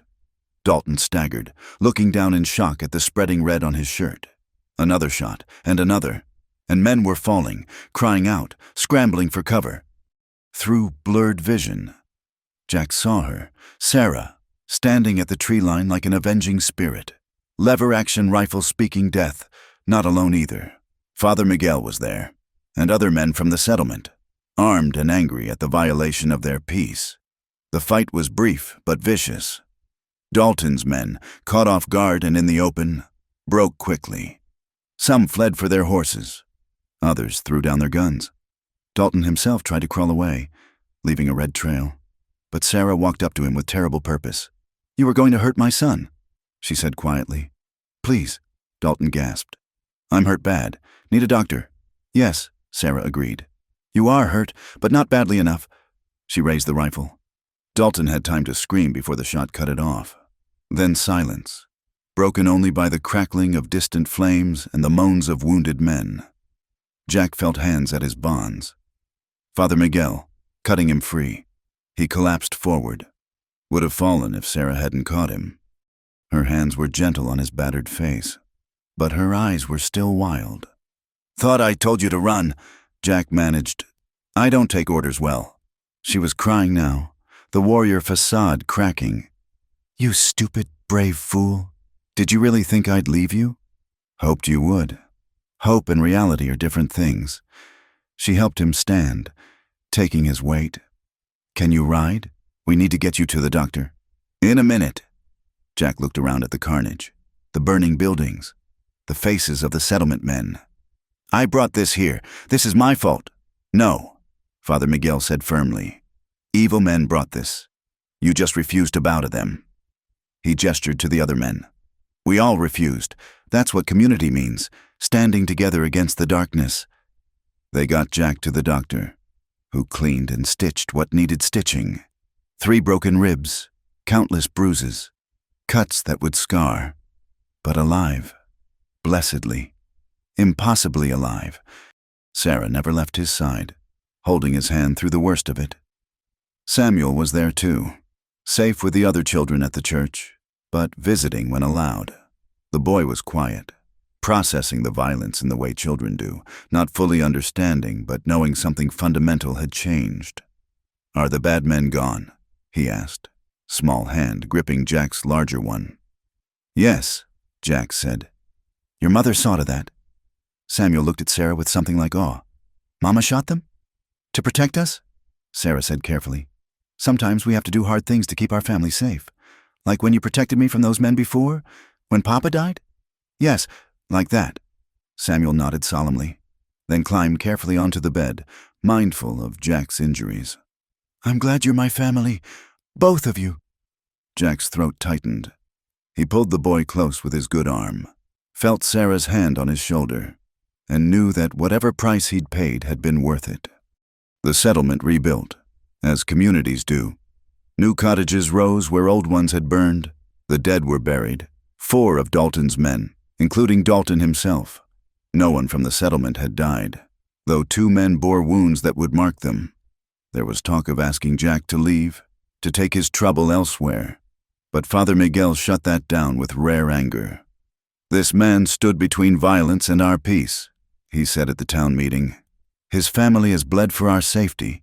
Anyone who wants them gone will have to explain to God why they turned away souls in need." The matter was dropped. If anything, the attack had bonded them all closer. Nothing like shared adversity to forge community from mere proximity. October brought cooler weather and an unexpected visitor. Major Harrison arrived with a small cavalry escort, his uniform dusty from hard travel. "Heard you had some trouble," he said, taking in Jack's healing bruises and Sarah's defensive posture. "Dalton's bunch?" "Not anymore," Jack replied. "So I gathered. Found what was left of them heading back to Arizona." Harrison's smile was grim. "My boys explained the error of their ways. The survivors won't be bothering anyone again." "Thank you." "Don't thank me. Thank your wife." Harrison tipped his hat to Sarah. "That was some impressive shooting. From what I heard, your husband taught you well." "My grandmother taught me," Sarah corrected. "Jack just reminded me that warriors come in many forms." Harrison studied them both, then reached into his jacket. "Brought you something. Call it a late wedding present." The papers were official, sealed and proper. A full pardon for Jack Morrison, signed by the territorial governor. All past crimes forgiven in light of service to the community and evidence of reformation. "How?" Jack stared at the document, hardly believing. Turns out Watson had enemies in high places. His scalp hunting operation hurt some powerful interests. "When his son went after you, well," Harrison shrugged. Let's just say certain people were happy to see that bloodline ended. This makes it official. You're a free man. Morrison, no more running. No more looking over your shoulder. Jack felt Sarah's arms around him. Samuel whooping with joy, though he didn't fully understand. Free. The word tasted strange, like sunshine after years of storms. That night, they walked to their rebuilt cottage, larger now, the community having insisted on adding a proper bedroom for Samuel and a small room Jack could use for leather working, a trade he'd taken up to supplement their income. It's over, Sarah said wonderingly. Really over. The running is. Jack agreed. The rest, building a life, raising Samuel, growing old together, that's just beginning. She turned in his arms, moonlight painting her face silver and shadow. Do you think we'll be good at it? The ordinary life? I think we'll be terrible at it, Jack said, making her laugh. But we'll learn, together. They made love gently, mindful of his healing ribs but needing the connection. Sarah moved over him carefully, her hands mapping new scars to add to her catalog, her lips blessing each mark of violence survived. My warrior, she whispered against his throat. My unlikely peace, my salvation, he replied, pulling her down for a kiss that said everything words couldn't. Later, as Sarah slept beside him and Samuel's soft snores drifted from the next room, Jack stared at the ceiling and marveled at the strangeness of life. He'd started as a farm boy, become a killer, tried to disappear into solitude. Now he was a husband, a father, a member of a community that had bled for him as he'd bled for them. Outside, an owl called, and another answered. The night was peaceful, ordinary, perfect in its simplicity. No more hunters in the darkness, no more ghosts demanding blood. Just a man and his family, safe in their home, free to face whatever tomorrow might bring. Jack closed his eyes, Sarah's warmth against his side, and smiled. He'd spent so many years trying to die well. Now, finally, he could focus on living well instead. It was, he thought as sleep claimed him, about damn time. 3 years passed like seasons changing, subtle shifts that only showed their full transformation when you looked back. The settlement had grown, new families arriving monthly, drawn by stories of fertile land and welcoming community. Jack's leather shop prospered, his careful work earning reputation beyond the valley. Sarah's healing practice flourished, women traveling from neighboring towns to seek her remedies. But the greatest change was in Samuel. At 9, he'd grown tall for his age, with his mother's keen intelligence and a quiet strength that reminded Jack of Thomas Whitehawk. The boy moved easily between worlds, reading Shakespeare with the schoolmaster, learning traditional Apache stories from his mother, working leather alongside Jack with hands growing steady and sure. Papa Jack, Samuel said one autumn afternoon, using the name he'd adopted naturally over time. Tell me about the desert again. They were sitting outside the shop, Jack tooling a saddle while Samuel practiced on scraps. The boy had been asking more questions lately about Arizona, about the past, about the life before California. What do you want to know? Everything. The way the rocks looked at sunset, the sounds at night, the place where you and Mama first... He paused, suddenly shy. Where you found each other again. Jack set down his tools, studying the boy who was not his blood but absolutely his son. The desert's a hard place, beautiful, but unforgiving. Red rocks that glow like fire when the sun hits right.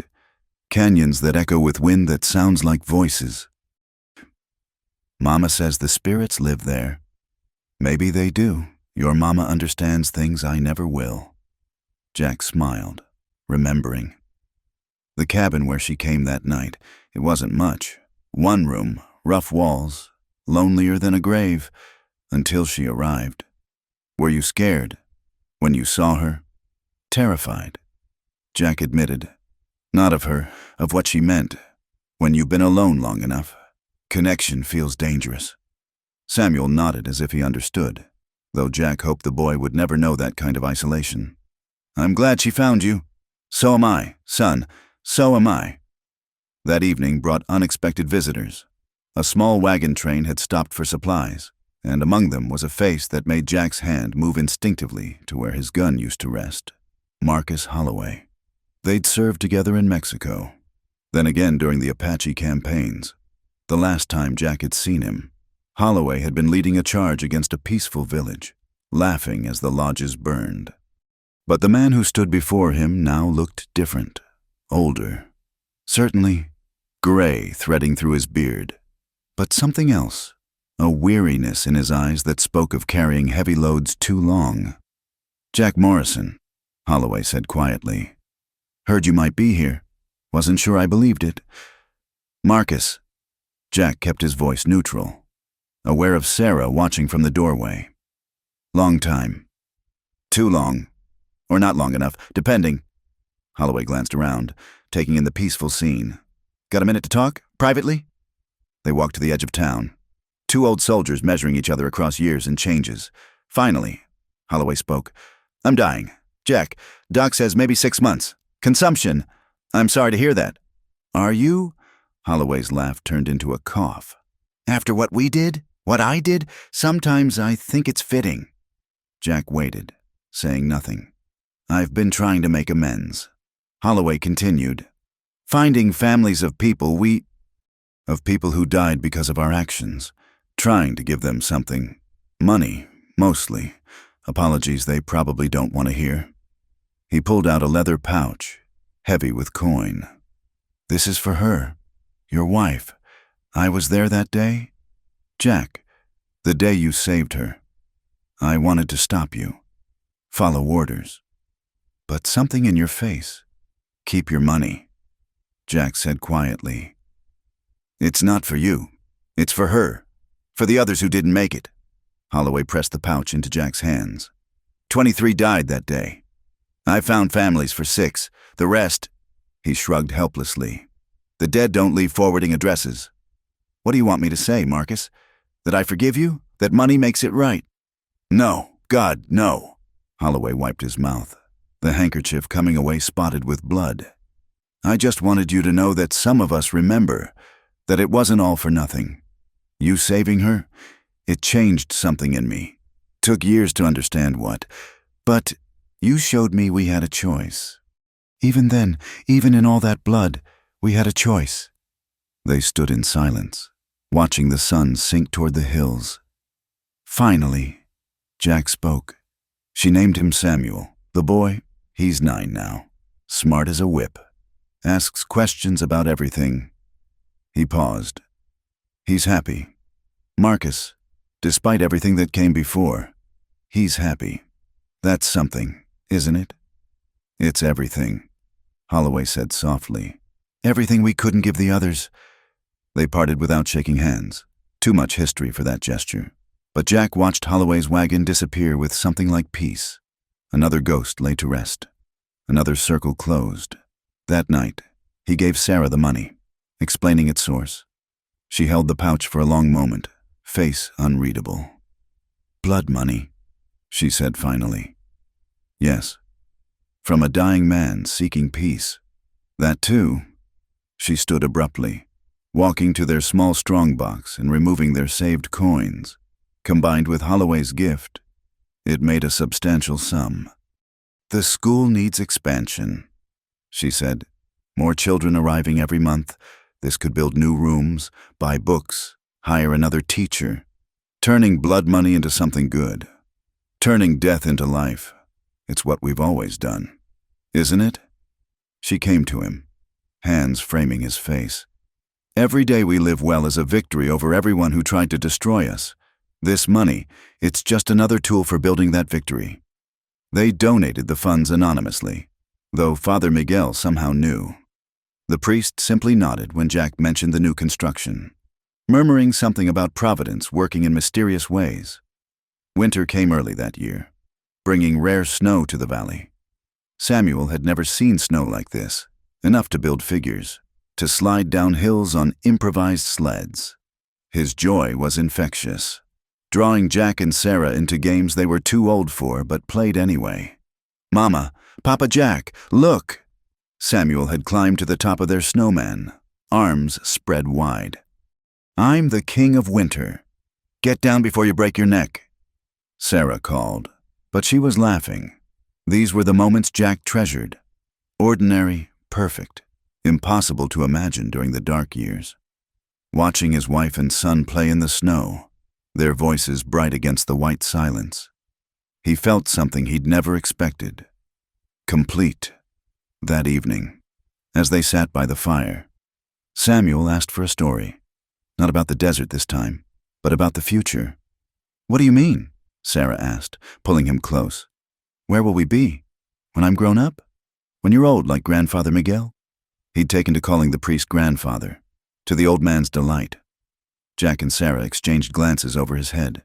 It was a question they'd never quite answered for themselves, always living day to day, season to season. "We'll be here," Jack said finally, "watching you become whatever you choose to be. Teacher, maybe, or a healer like your mother, maybe a craftsman, or a warrior," Samuel said quietly. "Like both of you. The world has enough warriors." Sarah said, "What it needs is builders, people who create instead of destroy. But you were warriors. You protected people. When we had to." Jack agreed. "But the best protection is building a world where warriors aren't needed, where people can live in peace, raise their families, grow old without fear." Samuel considered this. "Is that why you stopped fighting? To build that world?" "We stopped fighting because we found something better to do with our hands," Sarah said, lifting her son's chin. "We found you to raise. We found love to tend. We found community to build. Those things matter more than any war."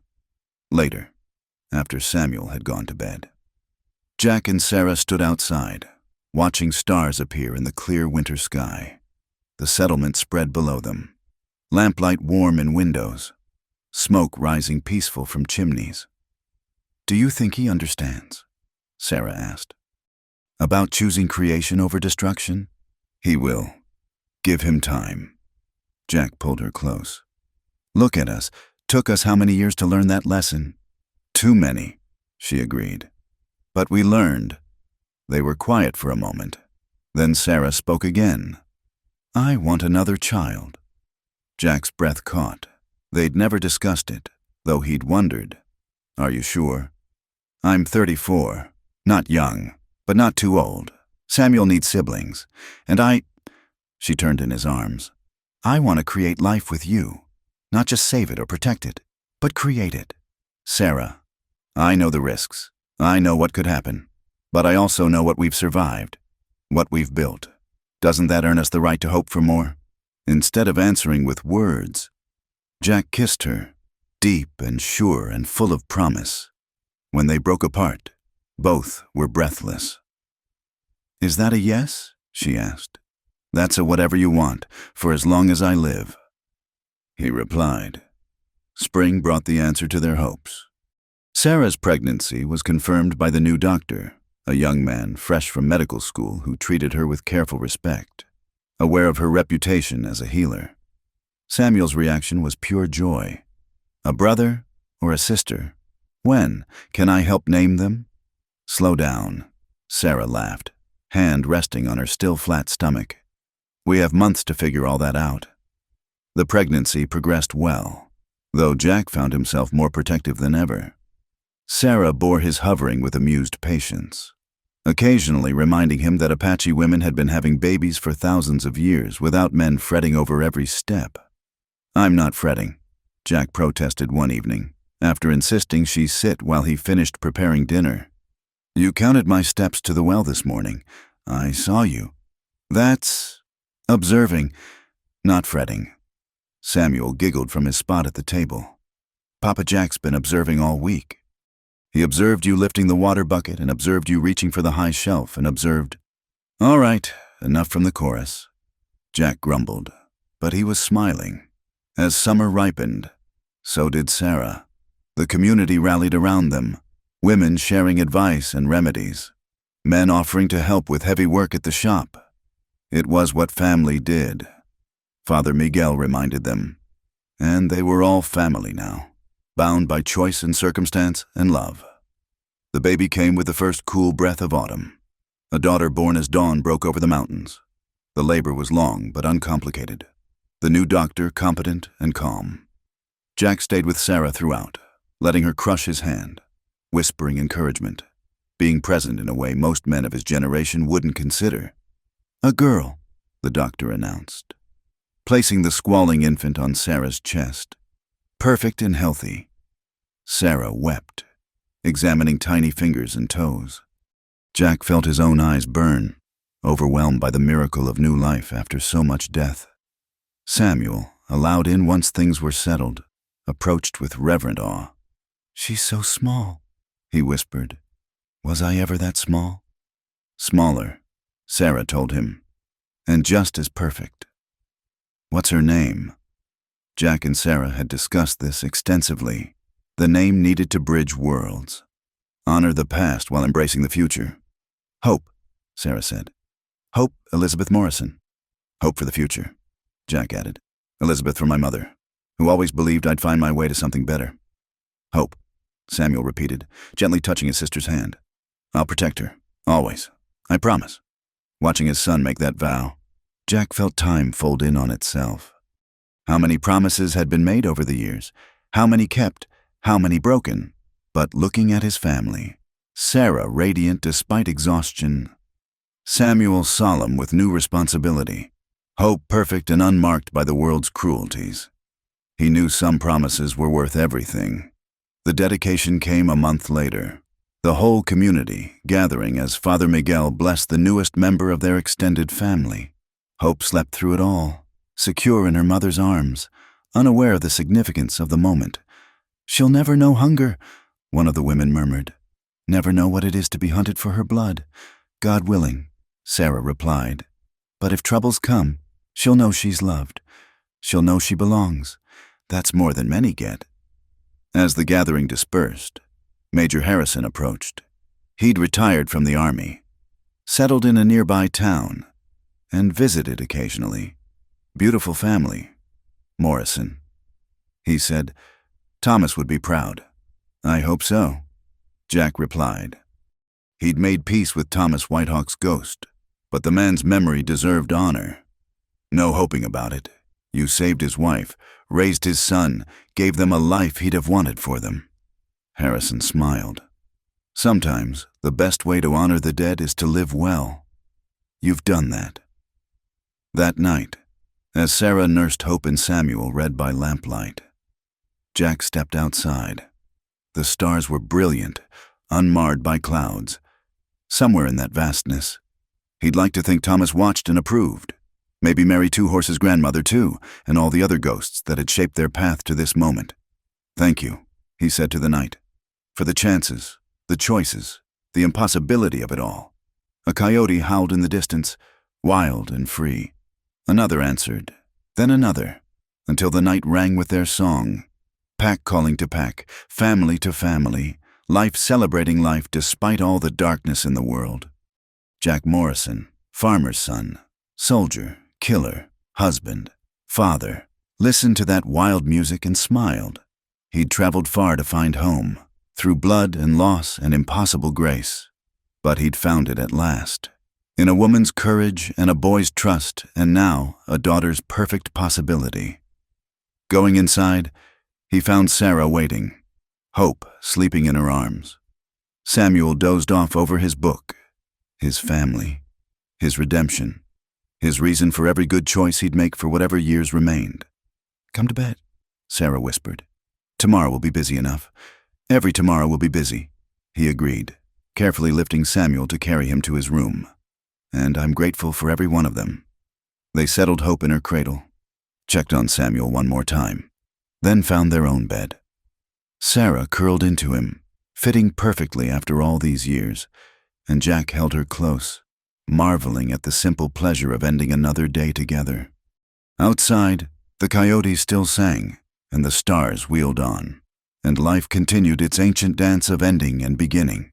But inside their small home, a family slept in peace, protected by love and the knowledge that sometimes, against all odds, broken people could build something whole. It was more than enough. It was everything. It was home. Thank you for listening to this Wild West love story. We'd love to hear where you're listening from. Drop a comment below and let us know. Don't forget to subscribe to Wild West Campfire for more tales from the frontier. Share your thoughts about Jack and Sarah's journey in the comments. Did their love story touch your heart? What was your favorite moment? We read every comment and love connecting with our listeners around the campfire.